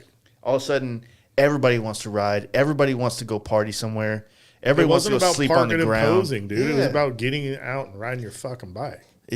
I needed that. And honestly, man, I always tell people my FXR saved me. Not because I was suicidal. It just saved me to stay in the industry because I had lost a drive You weren't for happy with it. motorcycles Right. at some point, you know, and the FXR showed me what motorcycling is all about. Yeah. So, I forgot who I was talking to the other day, and I was like, here's the thing about being in the motorcycle industry. You can be sick of being in the motorcycle industry, but then just go ride your bike. most of the people that are I've actually sat down with legends in this industry and done podcasts, and that's one thing that a lot of them forget to do sometimes. Oh, yeah. You know, like they just get so overwhelmed with. I mean, you grow these businesses up so big, and next thing you know, it's like, oh man, like when do you get a chance to ride? Right. When do you get to go to Sturgis to be at Sturgis? Right. You know? Where you're not standing in a booth slinging Yeah. Hey shit. man, how you doing, Craig? Right. You know? Yeah, exactly. And I think that's what's good about this, because and if you're selling plumbing shit and you get tired of selling plumbing shit, what are you going to do? Jump on your bike. Right. Like it's just amazing, you know? Yeah, and that's why I said that I feel like there's a lot of things that are going to be different about events now, because I think more brands, I think the younger brands that are coming up, I don't know, that's probably a bold thing to say, but I think that they look I've been speaking for people all night. Go right ahead. I feel like more people would rather go to Sturgis and be a brand at Sturgis, not a brand at a parking lot in Sturgis. Right. Like if you know, when you see like the thrashing guys go out Right. there, like they're just running all over the place, just riding around. Lance Corey Jr. and Lance Corey's senior. Yeah. They're some fucking amazing dudes. So they don't, I mean, yeah, they could probably kill it by going out there and selling whatever. But I mean, the internet kind of made it to where they don't need to go there to sell things. Right. They got to go there to experience it and show you their experiences. Yeah.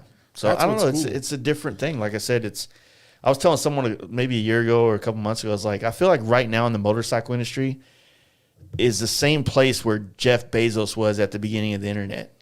Like if we look at it like, okay, things are different now. How can we do this differently? Yeah. Whether it's shows, events, or publications, or media, or whatever the case may be, we could probably find that new thing that's going to hit and be at the birth of it, basically. It's all trial and error. Yeah, yeah. You know? And giving the people what they want. Mm-hmm. I mean, that's with us being able, you know, when I worked for Hot Bike, like I said, you know, it moved slow because I had to get approvals from upper management and then all the lawyers.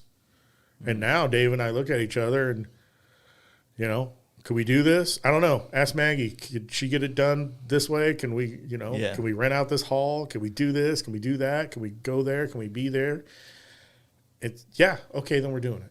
Yeah, fuck it. Like that's what's being able to, you know, move on. Being smaller is better in a lot of aspects. You like you just said, less red tape. Yeah. You can just kind of move freely about the cabin. Right. You know what I'm saying? Yeah, do your thing. And especially, you know, during COVID, you know, nobody was doing these shows. And we were out doing 9 of them. Did you get any slack with people like out in California, like, oh, you shouldn't be doing shows, blah, blah, blah, doing events? No, man, not with people that ride Harleys. Yeah. You know what I mean? Like, maybe if we're... There's a, I don't know if it's Harley people, but there's a little bit of a line somewhere. There was some shit that popped up in Sturgis because my homie was wearing a V2 Visionary hat, and they got put on CNN that they were all hanging out. Super spreaders. As super spreaders. Yeah. The dude was wearing my hat, and of course I shared that and made some funny fucking joke. But like, I don't know, man. We were traveling that whole year, 2020. Mm-hmm. None of us got sick. We had a crew of 6 to 8 people the whole time. There was no vaccines. There was none of that shit. None of us got ill. You know, then they proved that, you know, the virus can't live in the sun and all this other fucking crap now or whatever. Being outside was like the best thing. It saved us probably than being in some fucking I feel like place. it's just been so hard because that when we were in Florida at Jason's show, we got so fucked up every night there that when you wake up the next day, you don't know if it's COVID or a hangover. Right. COVID over. And then by the time they both kind of wear off, it's like, oh, it's about right. I mean, you know, that's the deal, you know? Like, yeah, it's a fucking pandemic. Like, and they're going to have variants. Like, how many times, like, oh, get your flu shot. You know, what the fuck? Like, okay, well, it's a different variant of the flu. Like, that's the way it's going to settle out to be in years to come. Yeah. You know, they've already said that. It's just a bunch of rhetoric and politics behind what's going on now. If you're for vaccines, if you're an anti-vax, I don't give a shit, dude. Like, live your life. I'm super thankful that our industry hasn't succumbed to all that political stuff. And like, our industry is not, I feel like it's not big enough for people outside of it to come in and push us to be around. Yeah. And here's the deal. Like, people really don't push their politics in this industry. I mean, it's definitely... It's part of it, yeah. It's part of it, and it's definitely, you know, when you go to... Can you even buy a Biden sticker in Sturgis? No, that's what I'm saying, man. Like, that shit's pretty fucking conservative. It's pretty one-sided, huh? Yeah, so, like, you know, You get the Trump bus driving around every 5 minutes. And Yeah. I was like, what's that guy going to do next year? But I mean, it's funny as shit. Man. It's theatrical, man. It's just great to watch. But and just everybody hears so much politics shit online. I think when you go to a motorcycle event, you don't want any of that shit shoved down your throat. Same thing like when we first started, when it all started happening, that was the one thing that people didn't want to hear on podcasts. And I would talk to people a lot and be like, yeah, because the Rogan podcast it's COVID all fucking day. And then this podcast, so it's like we don't want to hear about that anymore. No. People want to hear about fucking motorcycles. Yeah. How to make motorcycles look good, ride better. Well, I mean, it was hard at first because there was nothing taking place. Right. I mean, I couldn't really travel at the time because we didn't know how what had happened like right in March. You didn't know how anything was going to land. So you're like, I'm not They were saying that the borders for every state was going to be closed. I'm like, wait. Dude, there's more than one street to go across. The stories we have from that time are crazy because we drove to Daytona in the van, in the trailer. Daytona, the day we were flying out, we left the van with Dave. So we flew to Mama Tried. The day we flew, day we left, they shut down Daytona. Mm-hmm. We flew to Mama Tried. We helped Mark Atkins at Rusty Butcher move all his shit in. We pushed my Dyna in because it was in the show, the one that Danny built. And then hours later, they're like, we're not having the show. But I heard it made for one badass party that night, though. Dude, we stayed the whole weekend. Like, people were still driving up, and I was like, just like Denton is driving. Yeah. I was like, don't fuck around. Keep driving. Like, we're going to have an amazing fucking time. So we hit up every bar. Like, Maggie went on Groupon. We went to the PBR fucking brewery. Like, crazy-ass shit that you would never do because you're so jammed up doing bike shit. Yeah. And then we flew home, and everything shut. And then... That's right around the time y'all were getting ready to move to Phoenix, right? We did. We moved to Phoenix during the pandemic. Yeah. And it was... Downtown Phoenix looked like fucking The Walking Dead. It was empty. Yeah. And it was empty because ASU's there and all the hotels were closed. Like, it was, all the restaurants were closed. It was fucking crazy when we moved there. But then we had this crazy idea that we were going to fly to Black Bear Harley Davidson, pick up Electric Glide Standard, and ride it across the country during the COVID, called the COVID Crossing. We did it. We were a day behind you because we rode to the Smokies. Yep. We did a podcast with Denton. Yeah. You had just left his place, and he drove up to us. Dude, it was crazy because there were gas stations closed. Yeah, we were over there. Along the way, So it was at the beginning of June, and we went to Chattanooga. Yep. And then you guys picked up the Harley, went to his spot, and then y'all went to Nashville. Yeah, you went to thundermax and all that stuff, right? Man, we had went into like Maggie Valley because the FXR jam was going on. There were like fucking rednecks driving up to us, go, hey man, they're taking down statues down there. Let's go. Like, all of us Harley dudes. I'm like, man, I'm just here for the motorcycles, bro. Like, I'm not trying to go. I'm here for the biker shit. Like, they were just like assumed, like, hey man. And then it was wild because the statue things were getting taken down. And then we went to Johnson City. Which is a great town. It's a fucking awesome town. Yeah. I already told my dudes, hey, we had to go there because the last time I did the hot bike tour, we partied that night. That fucking shit was crazy. Yeah. And so we went back up there, and everywhere we went, like, it was like they would have, like, people would come in and they would just, like, in a bar with like an air horn and just start chanting like Black Lives Matter, just to disrupt things, right? And I'm like, I dipped out. I don't want to be part of any fucking politics, man. So I went back to the hotel and took a bubble bath. That's so and the other dudes went and kept partying. And I was just like, fuck it. Fuck all this. I'm over it now. I'm going to take a beautiful bubble bath. Dude, it was the best fucking bubble. Beautiful. Dude, road bubble baths are the shit, bro. You get those one hotels that got a garden tub, you're like, I'm staying in tonight. Fuck this. I got to piss real quick. Yeah, no problem. Y'all can, they can talk. Yeah, man. I mean, that was kind of the craziest thing for us during the COVID. But, like, all in all, we survived it and did it again the following year and just kept cranking. And this is why we're doing it this year. Like, the road show is fucking nuts.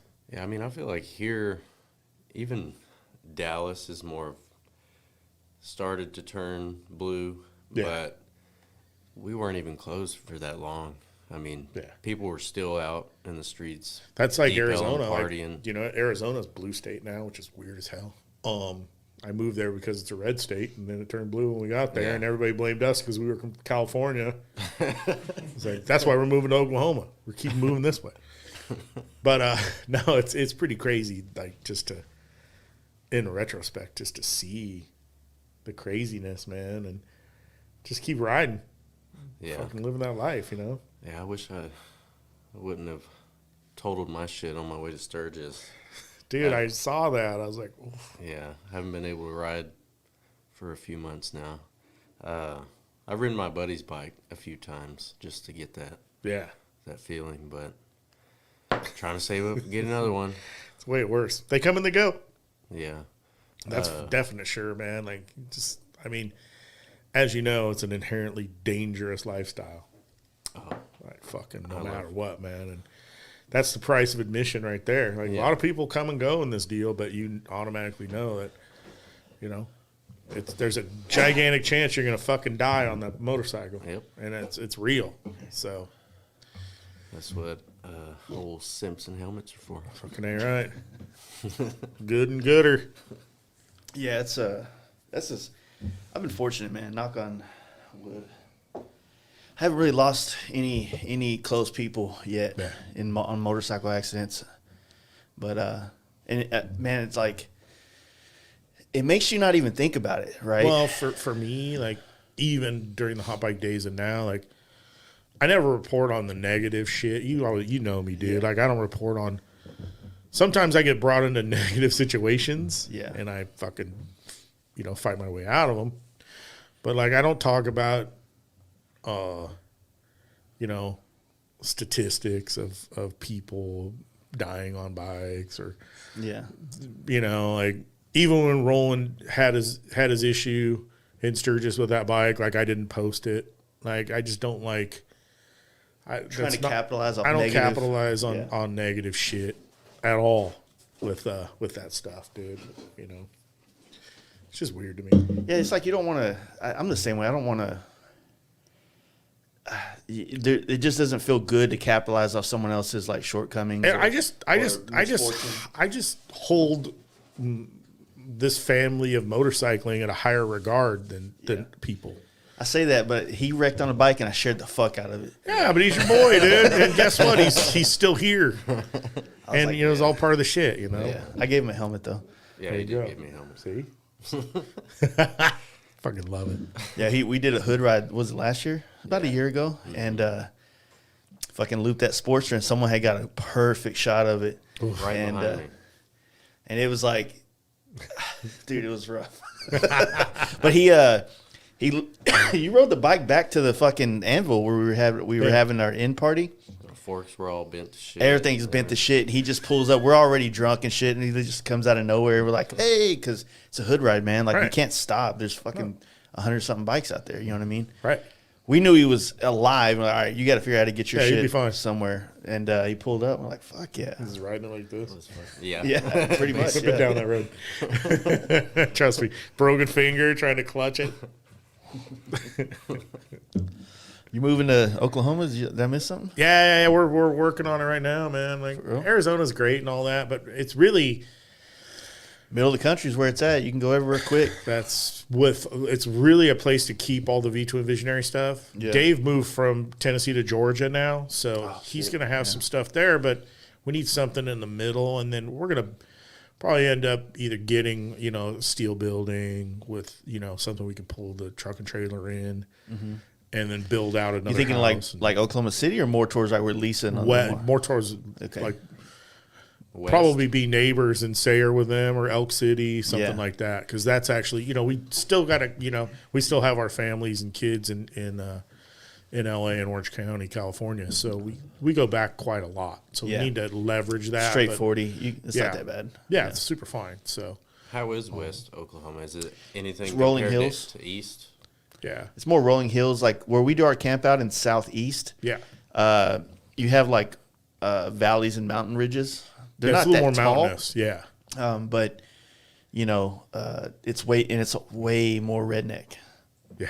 Or not redneck. It's just hillbilly. That's what it is. That's the thing about like, even like, you know, when you move to Tennessee, like John did, I was like, here's the deal, dude. Like you go down some road. Yeah. You might not come back. I was like, man, this fucking shit is redneck. Like, yeah, there's a it kind of to the point where it kind of scares me. Yeah. Being a California guy, you know. Yeah, like I know what you mean. I can go into the Vadio and go into Compton and not have a problem with people, but man, I don't know how those people tick. It's just not my deal. Exactly. Come out with a shotgun. Yeah, I mean, I'm always strapped. Don't get me wrong, but like, yeah, it's a whole other world, bro. Yeah, honestly, the places I've been on a bike, you know, hung out in Stockton, California. I used to work up there quite a bit. The sketchiest places I've been on a bike, I would have to say, I had a bike stolen, and I was in a podcast, like we're sitting right now at HPI in Indianapolis, and my bike got stolen while we were sitting there in the podcast. And I even heard, it's like you hear the podcast, you hear the bike start and everything and leave. And I was like, because there was a big party there, and so I thought there was people still sitting outside waiting. And then, so I thought the last bike at 11 o'clock was just the last dude hanging out. But no, that was mine. That was my ride. But no, other than that, like, I'm trying to think, because there was some place I was this year that I was like, man, I'm fucking kind of sketched out here. You know what I'm saying? But fuck, I can't even remember. It's somewhere. I mean, for me, like, you know, being an Arizona resident and all that shit, dude, I'm always strapped. Like that's no fucking. Being a California dude, I was always, but you know, you go to prison forever having the shit that is completely legal in Arizona. You drive over the border and I can have a fucking Draco Micro in my saddlebag and it's completely legal. Go to fucking, you know, in California, it's fucking 30 years in the federal pen. Man, weird ass shit. They just need to make California like a tourist state. It's like the deal is like Escape from New York, dude. They just need to rope it all off. We need Snake, man. Plitskin. No, yeah, there's I mean, for you, I mean, you put in a lot of fucking miles riding like we do, you know? Like, you can't fake that. Yeah. Like, just within days or hours of something, it can be like the best ride ever and then just turn to shit. Oh, yeah. Real quick. And then get great before you go to sleep. Like, that for me is one of the fucking amazing things. And here's the thing about a motorcycle. You're never comfortable on it. You're either too hot or too cold. Your ass hurts. Your ass fucking hurts. Your hands are fucking feel like shit. Yeah. Your feet are sweating or your feet are cold. You're like, fuck, man. Like, can't get the wind hits you. Like, there's always discomfort, but yeah, I mean, like riding, I don't know. Like this Sturgis this year, I'm falling in love with riding solo. I love my trips I do with my boys, but I crave a solo trip in between it or a little bit more of that because, man, I can lay down some fucking miles when I'm solo. Then you just get off, take a piss, gas your bike up, eat half a fucking fried burrito from the fucking thing, and you're off. Like you don't got 20 people at the gas station. Well, somebody's got to take a shit. Somebody's got to do this. Somebody's got to do that. Somebody's brushing their teeth. When you know, like now when I travel, like I have podcast equipment, clothes, and then camera equipment, right? So like one of the things I do with all, you know, my brands I work with is we provide photography of the bike and where we're at. So when you're on the road and like you stop, like this place is sick as fuck. I'm going to go ahead and pull out all the camera shit real quick. And I can sit there for an hour and do like a little shoot on the bike. Like, come on, man. Like, we're almost to fucking Salt Lake. Let's go there. And then, you know what I mean? Like, I get it, man. So that's the other thing about like doing.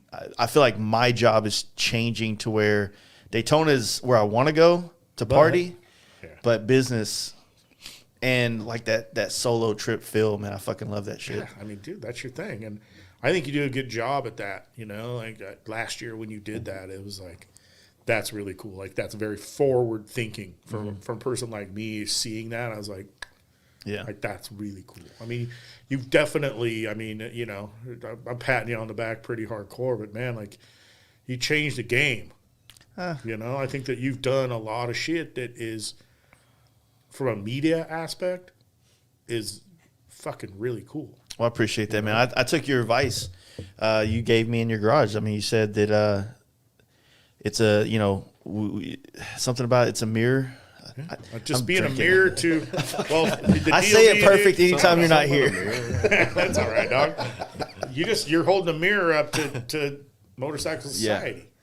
Well, you want to present that to the rest of the world through your channels, and that's what I do. I really feel like in a world of all this self-promotion, and I'm guilty of it as well, there's not a lot of people out there that are highlighting the things that the people are doing, mainly on this side of the Rockies, but there's still, you know, I still go on the other side to get content as well, too, but there's like so many rad people in small shops and people that are coming up, and individual riders that are turning their whole town into like a scene. It's crazy. You know, and finding ways to expose them, that's where I feel like that's what I want to do, is find that. But then next thing I know, I do want to sit down with Arlen, you know, with Corey Ness and all that shit. That shows the variance of what you want your people to see. Yeah. And for me, it was always like, you know, and still to this day, like, yeah, I'll support somebody like Motul Oil or, you know, Continental Tires or something like that, who's a monolith of you know, motorsports. Yeah. But, you know, they don't necessarily, they're not necessarily huge in motorcycles, so they need support just like my machinist and SBC and, you know, even, you know, a ton of people that you know. Well, as I said earlier, remember we were talking about how there's a lot of people that are coming into the industry now that we don't have a Hugh King running around putting people in on that's TV. our job. And there's, you know, the events aren't really connected to the scene the way that it was back. It felt like Easy Rider back in the day when they used to have their shows. Yeah. They would reach out to these guys in these areas to bring them to the thing. Because I remember working here in Dallas at other shops when Easy Rider would come here, they would have a representative go to our shop and say, hey, we want to give you guys a booth, or hey, we're going to give you a deal because we know they knew that the grassroots independent shops are the ones that are the backbone of this industry, you know? And like I said at the beginning of this podcast, like, you know, the cottage industry people that, you know, a lot of people may not know about or care about until you and I, you know, let them know about it or privy to that. And I think that's a responsibility I've always thought that I had, you know, and these guys get big, you know, like San Diego Customs, and, you know, they don't need me, you know, blasting their shit out anymore, but there's, you know, 15 other companies that do, you know, those guys up in Canada, OG, you know, those guys are amazing, dude, you know, and you know, there's a 500 people like, you know, Butch Green at Green Brothers and Ken Lisa at Rad Flags that have a viable product in the marketplace that need promotion. Yeah. And that's my job and it's fun. It's my job. People are like, oh, I never knew that existed. I never knew there was a product for that. Yeah. I never knew this was a guy that lived 100 miles from me building rad bikes, you know, like, you know, Pete at Blue Ribbon and you know, like that guy builds some badass bikes. Yeah. You know, and there's you know, it's so rad because there's almost a guy like that in every town now.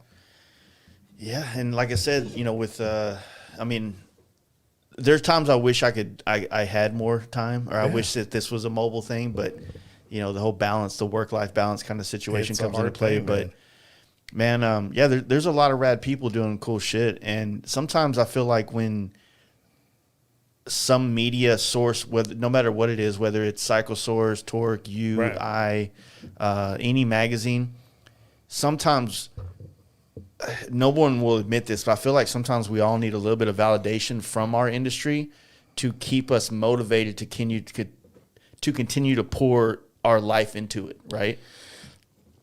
I mean, if you need that shit quarterly, you know, like, you know, luckily I have a partner, and he's the master of soft selling our programs. I've never, being a marketing guy almost my whole life, when people always use the term sales and marketing, I never ever thought that those two things should ever be together. Yeah. Because it's not. Like, sales is one separate thing, marketing's the other. I don't know how somebody somewhere in the 80s or 90s packaged that, because it's not legitimate. I personally feel that if I'm marketing your products in a positive way and everything, and as being an editor of something, that I can't just do this. Yeah. Give me your fucking money just because I like your shit and it's great. But yet, if that doesn't happen, I can't fucking eat. Yeah. Being an independent business owner like you.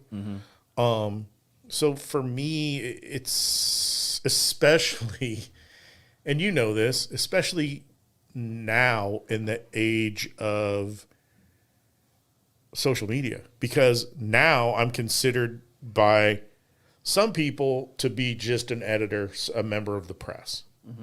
Then I'm considered by some people as a show promoter or productionist. Yeah. Then from other people, I'm a fucking social media influencer. Yeah.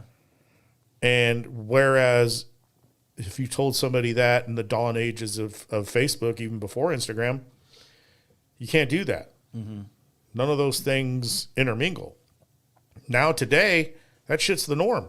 Yeah. Like, I get paid influencer shit. I get paid from the roadshow. I get paid from advertising on v2visionary.com. Like, And that's how I mean, in a world where all this content's free to the user, you know what I mean? Like, there has to be a way for things to make money. Right. You know, and working in the bike industry, to anybody, like we were talking about earlier, like, for a lot of other people, they see it as like, oh, that'd be a dream job. And don't get me wrong. There are times it is. But it's also like, sometimes you gotta wake up and it's a nightmare. I mean, think about it. Like, there's probably a dude with a badass house right now listening to this podcast and everything perfect, but his job isn't as fun as ours. But you're talking about how you got to spend the next 2 years in a fifth wheel, basically, Right. to continue doing what you do. And that might sound enticing to the outside coming in, but that's a huge lifestyle change. Oh, yeah. You know what I'm saying? I'm just fortunate enough that I have a wife and a business partner that are full force into it. You know, like, my craziest dreams have been this whole V2 Visionary thing. Yeah. And I come up, I pass this crazy shit off all the time to these poor people that have to actually implement the shit after I come up with it. Like, it's fucking insane. Like, how about if we just do these 10 shows for fucking Harley Davidson? Blah, blah, blah, blah. It's going to be great. Don't worry about it. It's going to be fine. And then, you know, holy shit, you know, it's tough, man. It's different, you know, like, you know, I feel like right now, I mean, it's happening big time in like the podcast world. Like, a lot of comedians are into podcasts. It's a really great place for that type of, you know, entertainment. Yeah. But a lot of them do Patreon and things like that. And those Patreons help fund these comedians to make shows that people especially consume. during the pandemic when all the fucking comedy clubs are closed. Exactly. And I feel like what's really happening, I mean, because I love magazines, right? And a lot of people ask questions like, why? Like, why do a magazine? I'm like, well, there's still something cool for me. It might not appeal to everybody. Right. But then when it comes to sell a magazine to brands, like, well, you know, we can take that same $200 or $2,000 that you want for that thing and put it on a Facebook ad, and that's going to get us, This you know, much more. 200,000, you know, clicks and impressions or whatever, right? So it makes it hard to do that. And, you know, like, that's also that brand. So when you have, like, how do I get in between that brand, that money, and that audience? Right. You know what I mean? And how does it work? And how does it look genuine? How is it genuine? That's the hardest thing. You know how hard it was to go from Olins to Legends and not burn a bridge? Yeah. And I mean, trust me, I wrote it out. Yeah. So I can understand how I can, because I had no problems with either one. But, you know, switching from one brand to another and trying to articulate why I did that in a way that makes sense for both of those companies to not feel like I did them wrong. I know. It's fucking a very hard thing to do. I want a paycheck for that. That was a fucking good podcast I did, to be honest with you. That's the fucking thing, dog. Like, you're really good at navigating the shit that you have never had to navigate before. Well, I mean, None of this shit. I get to watch you fuck up on things here and there for 20 years of my life. And I mean, that's like, oh yeah, don't do that over there. Right. That was not a good one. Exactly. But I mean that you and you know, Jason, Callan, you know, I'm a very observant person. So I soak in things that you say, even though I couldn't remember that fucking quote you made a while ago. You knew what it was. I've said it so many times on this podcast that like it would be when you're sitting here that I can't remember. I love that shit. But yeah, I mean, like I said, I've been able to watch how certain people do things and be like, oh well, I think I like that, but I want to try it this way, or you know, that doesn't look fun at all, so I don't want to do that. Fuck all that. You know, and I think that, you know, and I learned from the guys. I mean, a lot of this shit's uncharted. You know, V2 Visionary has been pretty uncharted. But I learned from the guys before me at, you know, Hot Bike and what they did and didn't do. And I've told this a bunch. Like, being able to look back at Hot Bike, like, Hot Bike was, if something was 10 years old or 20 years old, you could tell that it was that. yeah, But Street Chopper, there was evergreen content in there. And for me, it was always like, I tell people, like, you got to have perspective in what you do. Like, don't get all fucking gaffled up because some shit didn't go your way right now. And don't write things about, you know, today. And because it looks dated. You can do foreshadowing and you can do callbacks to that stuff, but don't make it the cornerstone of your shit. Just like your podcast. Like, podcasts are supposed to be about today. yeah. And then you can do that. But writing is a whole other spectrum of that. Yeah, I was gonna say, because the podcast has definitely got a, you know, if you go listen to the early ones, then you're gonna be transplanted. Fuck, Back, I can't yeah. speak. Transplanted. Fuck. That's a hard Have word to another say. beer, sucker. Transplanted. Now that word just sounds weird now. Transplant. To be taken back. I'll be taken back to that time and era. And it's, you know, it's not I would have a hard time personally going back and listening to it, but, you know, fortunately a lot of listeners do, just to kind of get the whole, like, there is a timeline there. It's a lot. It's a lot. I'm sure, you know, even having me back on the show years later, there'll be people popping the first and second one in. This is the third one. So, but yeah, there's a lot to it, man. But like I said, I think that the whole media side of our industry, which is very important. I mean, we have YouTubers and they're doing their thing, right. But I mean, at the same time, not a jab at them, but a lot of YouTube content is very the same. You know what I mean? And it's very sensationalized, which I've never really been. You know, I'm trying to be, and I always have been, like, kind of an authority on things. Where, you know, if you're going to get the content from me, it's going to be no bullshit, and it's going to be the truth. Yeah. You know, and I think that, you know, I kind of have a few years on a lot of other people in this game when it comes to that. Yeah. And that's where my cornerstone is of what I can do for this business. You know, I can hark back on, well, I've tried every variation of that shock. I've ridden every variation of this Road Glide. Yeah. I can be an older dude about it and spin the tale of how it was and how it is and the middle ground between those two. And I think that's where personally my value is for the industry. Like, I'm considered, you know, an OG now of this industry, and I don't mind that. I used to kind of take offense of that, but I'm fucking old and I've seen a lot of shit and I've done a lot of shit. So I'm still going to do a lot of shit. But, like, for me, you know, it's always, I just want people to understand that, you know, you're going to get a straight shooter when I'm doing my thing with you, you know, when I'm trying to be an authority on something. Yeah. I mean, I get that. I mean, you definitely been a part of this thing for a long time and helped shape a lot of different sectors of it. I mean, you know, you've seen it change a couple times, man, and you've seen it kind of go through its flows of this to that, and that's one thing that I've been a part of it too, but not as close as you have. I've been kind of like here, and then I would say I've only been a part of like everything that's happening over the last like 4 years, right? You know, and So I've basically got to see the birth of this whole thing that's going on. Oh, yeah. Or the birth of it nationwide, if you will.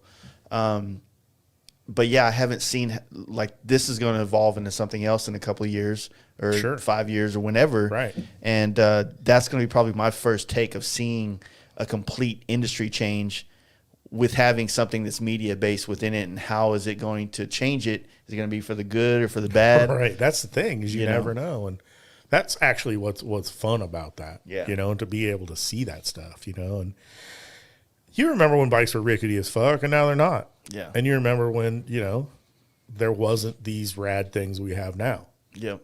And, you know, just whether you learned that from me or somebody else 8 years ago before you became an authority on things. Yeah. You know, and that's what's cool. And that's, you know, Jason at Torque. Like, I talk to him a lot about stuff too. You know, I tell him, you know, like, you should be an authority on things. He's still real fetal in that. But the dude's owned the motorcycle shop forever. Yeah. The dude knows things. Yeah, he talks very smart like. Yeah. He's a very smart person. And, He's to got see big words. Right. And to see him and Callan get together and do that thing, you know. Yeah. I like being a part of it, you know. I'm down with it, dude. And I'm kind of cutting my print teeth again with them. Like, I keep threatening to come out with a print product. It won't be a monthly or a. So I'm in the same boat with you on that because I want to do a print thing too of my own, but I think of it more like what you said you wanted to do, which is more of a yearly annual bookazine. I would, you know. My thought was for me is just to take like my whole year's worth of travel and pictures of whether it was, I would buy that thing right away. Like whether it was like FastLife 2021, FastLife 2022. And what's good is you have that content still. So you could do, you know, 4 years back. So I thought about doing that, you know, because or early years book where it's, you know, 3 or 4 years put into one, and then you do this. I mean, I would buy that thing right away. Yeah, I appreciate that. I'd spend $29.95 for that. Oh shit, hardcover, dog. But yeah, I thought about doing something like that because they're, you know, man, when the magazine came back, when the Torque thing dropped and it had like our style bikes and even had my friends in it, you know, I was like, fuck, this feels great. Right. You know what I mean? And, you know, and like I said, I guess I'm also a control freak. So, well, I mean, that becomes an issue of in and of itself. So, I mean, I understand that because I am too. Like, there were times at Hot Bike, if it was a 100-page package, I'm actually letting a lot of cats out of the bag right now. I would have written 80 pages of it. Yeah. And shot. Luckily, having Zamora there because he's a great photographer. I actually Subius. I want you to hook me up with Zamora because I've actually we don't know each other. I don't think, but you know, with him doing sport bike stuff back in the day before that, I used to do a lot of stuff with the magazines he did before. Yeah. So. Oh, for sure. He's a great dude. Like, he was my backbone. Him and Ed Subius, man, those guys were great. But I was such a control freak. I would have freelancers that would work for free, but I would write all that shit. There's people's names in there that don't exist because I wanted to make sure that it was written correctly and written the right way. And then I started getting really good freelancers. Yeah. You know, Ed came on as a freelancer, and then he ended up, you know, dominating the flat track stuff and knowing and he could ride the fuck out of any motorcycle that's ever made. And he knows every motorcycle ever. That guy's an almanac, whether it's a Japanese dirt bike or a European cafe bike or anything. Like, Subius he knows what's up. And then having John's skills, he never really knew much about Harleys, but he sure as fuck could photograph a half-naked lady, man. Like, Hot Bike, you know, he was a cornerstone, you know. We had only the hottest models in that book, man. Yeah. How do you feel about that? Like, because a lot of magazines seem to like shy away from bringing women back into them now. I'm not saying a lot of magazines, like, I just feel like the whole motorcycle magazine thing as it's trying to resurgence, especially Easy Rider, things like that, it seems to be shying away from the whole for me, chick element. I mean, in all honesty, like, I kind of, once the numbers of women that really rode motorcycles was getting hot, even during the end of Hot Bike, I felt like I was doing them a disservice by having models. I didn't feel comfortable with that anymore. That makes sense. I thought that, back in the day when it was, hey brother, Harley shit, and you had hot chicks in the magazine. And I'll tell you the truth, on the newsstand, having hot chicks in there sold stuff on the newsstands. But as you know, there's no newsstands anymore. We got to the point where prisons would send people subscriptions back because they would market porn. Because John was like on the T-back and side boob, like he was the man to just keep it legal, so we could sell it. We had a couple issues. At the time, Walmart sold 40% of all the magazines in the United States. Yeah, and it's Walmart. They took a couple. They wouldn't allow parental advisory CDs for a long time. Yeah, so I mean, there was some shit that we kind of got in problems with covers. But what was fucked up is our upper management kept pushing at that time. Kept pushing to have girls on all the covers. Mm-hmm. But yeah, we couldn't have them. We had to like Photoshop a dress on some girl that had a bikini. And I was like, well, what the fuck do you want out of me? Yeah. Like, and I just felt, like I said, like it just got to a point where it just wasn't what I was comfortable with anymore. And I wanted, and V2 Visionary, any woman that's on a bike, that's her bike. Yeah. Like, and we don't have scantily clad. It's just not my jam. Yeah. Like I get it. I feel like maybe the way I look at it in some aspects, not so much look at it, but feel like feelings, not facts, if you will. Right. Is there's a part of me that really loves that about the magazines. Not because I'm a pervert. No, it's because it's part of the biker culture. It's part of the biker culture. Because when you go to Sturgis, so there's wet T-shirt contests. There's half naked chicks giving you beers everywhere. Right. There's still that vibe everywhere else. And then if you go on Instagram, all these chicks are still taking their clothes off for their fitness models. I know, I get it, but they're not the dude who's putting the shit out. Exactly. So then when you put it in a magazine, and now that, like you said, women riders are such a larger demographic of riders now, and consumers of magazines. It does a disservice to them. Yeah. I was never, I don't know, post-hop, like I was just never comfortable with that. Yeah. Yeah, I see how that's changed, because that's been kind of across the board. A lot of magazines have shied away from bringing models into that. But, I mean, now where are models going to go now? Right. They're on Instagram. Come on. They're OnlyFans. We're all-inclusive kind of. Dude, like, I was one of the first people to, put all that stuff up there. Yeah. But yet again, I was the first person to put an African-American dude on the cover of Street Chopper. Mm. Like, you know what I mean? Like, so yet again, internally, I was like, oh, I'm blasting all these big titty chicks on here and doing really great. We'd have pages dedicated to that shit because Samora's an amazing photographer, bike photographer, girl photographer, everything. But it ran its course for me. Yeah. Yeah, man, I don't know. It's a tough one, because you really want to try to, for me, magazine-wise, or just even if it was a photo book kind of thing, it's like the concept of really just trying to show this whole lifestyle in a way that's very enticing. And I don't know. I mean, it just sucks because, like, no matter how you pull it, it's like you see how it could be valuable, right? But then you see how it's going to be conflicting. And you just get stuck between a rock and a hard place in that situation. I just don't want to be part of that anymore. I don't know. Yeah, I get you. So what do you think? Are you gonna make that hard copy happen, or what, man? It's been 4 years. I have been busting out a real camera, not just my iPhone. Yeah. So I've been actively shooting bikes, and shooting events with a real camera. So I would say we'll have an annual for 2022. That'd be cool. Yeah. That's a good way to do it, man. Available on Black Friday of 2022. No, I don't know. That's really a good thing. I feel like a good year is a Sturgis to Sturgis is a good calendar year. Yeah, I think that's really cool too. Because if you or do Daytona to Daytona or whatever, but Sturgis to Sturgis is pretty solid. I've always felt like Sturgis is New Year's, man. Like after Sturgis, it's kind of like, okay, now what? Right. You know what I mean? And you're kind of going into the winter. You still have events and shit, but you're going into the winter. Harley's now dropping bikes in January.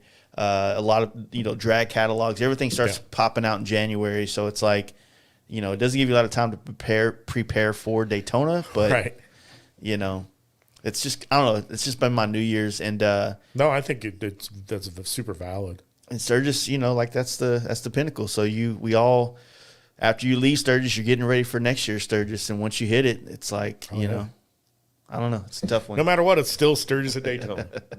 The bookends. Yep. Cool. Well, hey, we've been doing this thing for over 3 hours. No, we're about getting close to 2.5. Oh, man. Oh, that's it? Mm-hmm. You got anything else you want to talk about? I don't know, man. I think we're good this time. Yeah, we didn't. I feel like I drank. No, these are half full. So you keep drinking them? Yeah. Well, hey, man, I appreciate you coming out here, man. Dude, wait, we haven't talked about your show this weekend. Oh, that's right. Sorry. Yeah. It's the last VTV performance show of the series. It's in Texas at Central Harley Davidson. Luckily, yet again, we talk about Tommy Donnelly again. He helped out so much with this, and just super stoked to be here in Texas because I've always wanted to do a show in Texas, and I think there's so much untapped people. Yeah. I mean, everybody knows you in Texas and your circle of dudes from Texas, but then there's just so much more stuff too. We have a really booming scene right now. Houston has an incredible scene with the Houston Dyna Crew. Yeah. They put on these massive bike nights. I'm not talking shit, but I feel like the only city in Texas that's been kind of dropping the ball lately has been Austin. But there's a lot of weird shit going on there, right? Is it just cool guy chopper shit, or? I don't even feel like there's been much of that anymore. Yeah. It's really kind of. I think a lot of people moved out of that area. Yeah, it's just been quiet there. That's how I would look at it. And San Antonio has a scene. Dallas-Fort Worth has a scene. Hell, West Texas even has a scene with like Ray Ripple and her dude out there now. So it's like we have a lot of scenes, but Austin just seems to be the quiet one right now. And it's just fucking Texas, so it's so spread out. It is. That's why I was like, man, we need to trying to put something in the middle. Yeah. Which worked, even with the name of the place, Central Texas, it worked out, and the people have been nothing but great working with them. So we need stuff like that here. I mean, we were really hoping that the BRL was going to come here because it was on the docket, but nothing. It just didn't happen. And getting more of the bigger brands to come out here, it's kind of it's a touchy one, right? Because I want them to come, right, but not everybody, right? Like.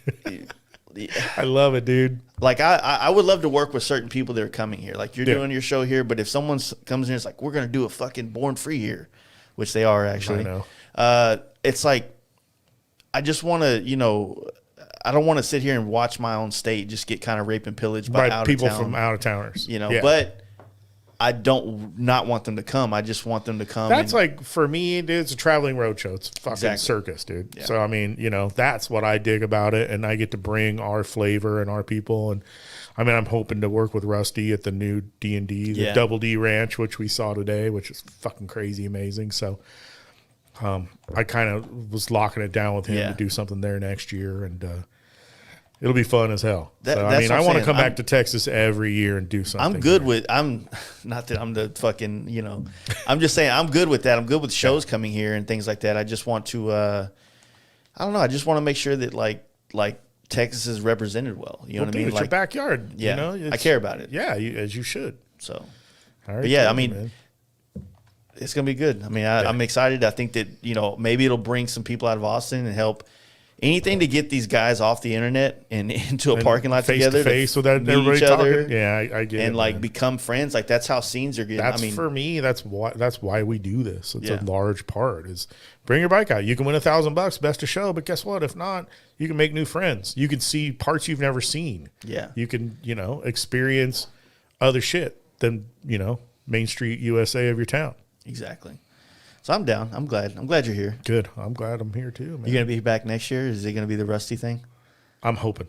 I think that'll be a good spot, man. I mean, I love that dude. So he's about it, man. He'll probably put a strip club on that fucking land before next year. That would be amazing. Over by the pond. Yeah, he's like, hey, man, it's got a sheet. It'll be Bikini Beach over there, like Sturgis. All right, well, cool. Everybody can follow you at V-Twin Visionary on Instagram. The website, VTwinVisionary.com. Yeah, man. Cool, man. Appreciate seeing you, you dog. again. You know that.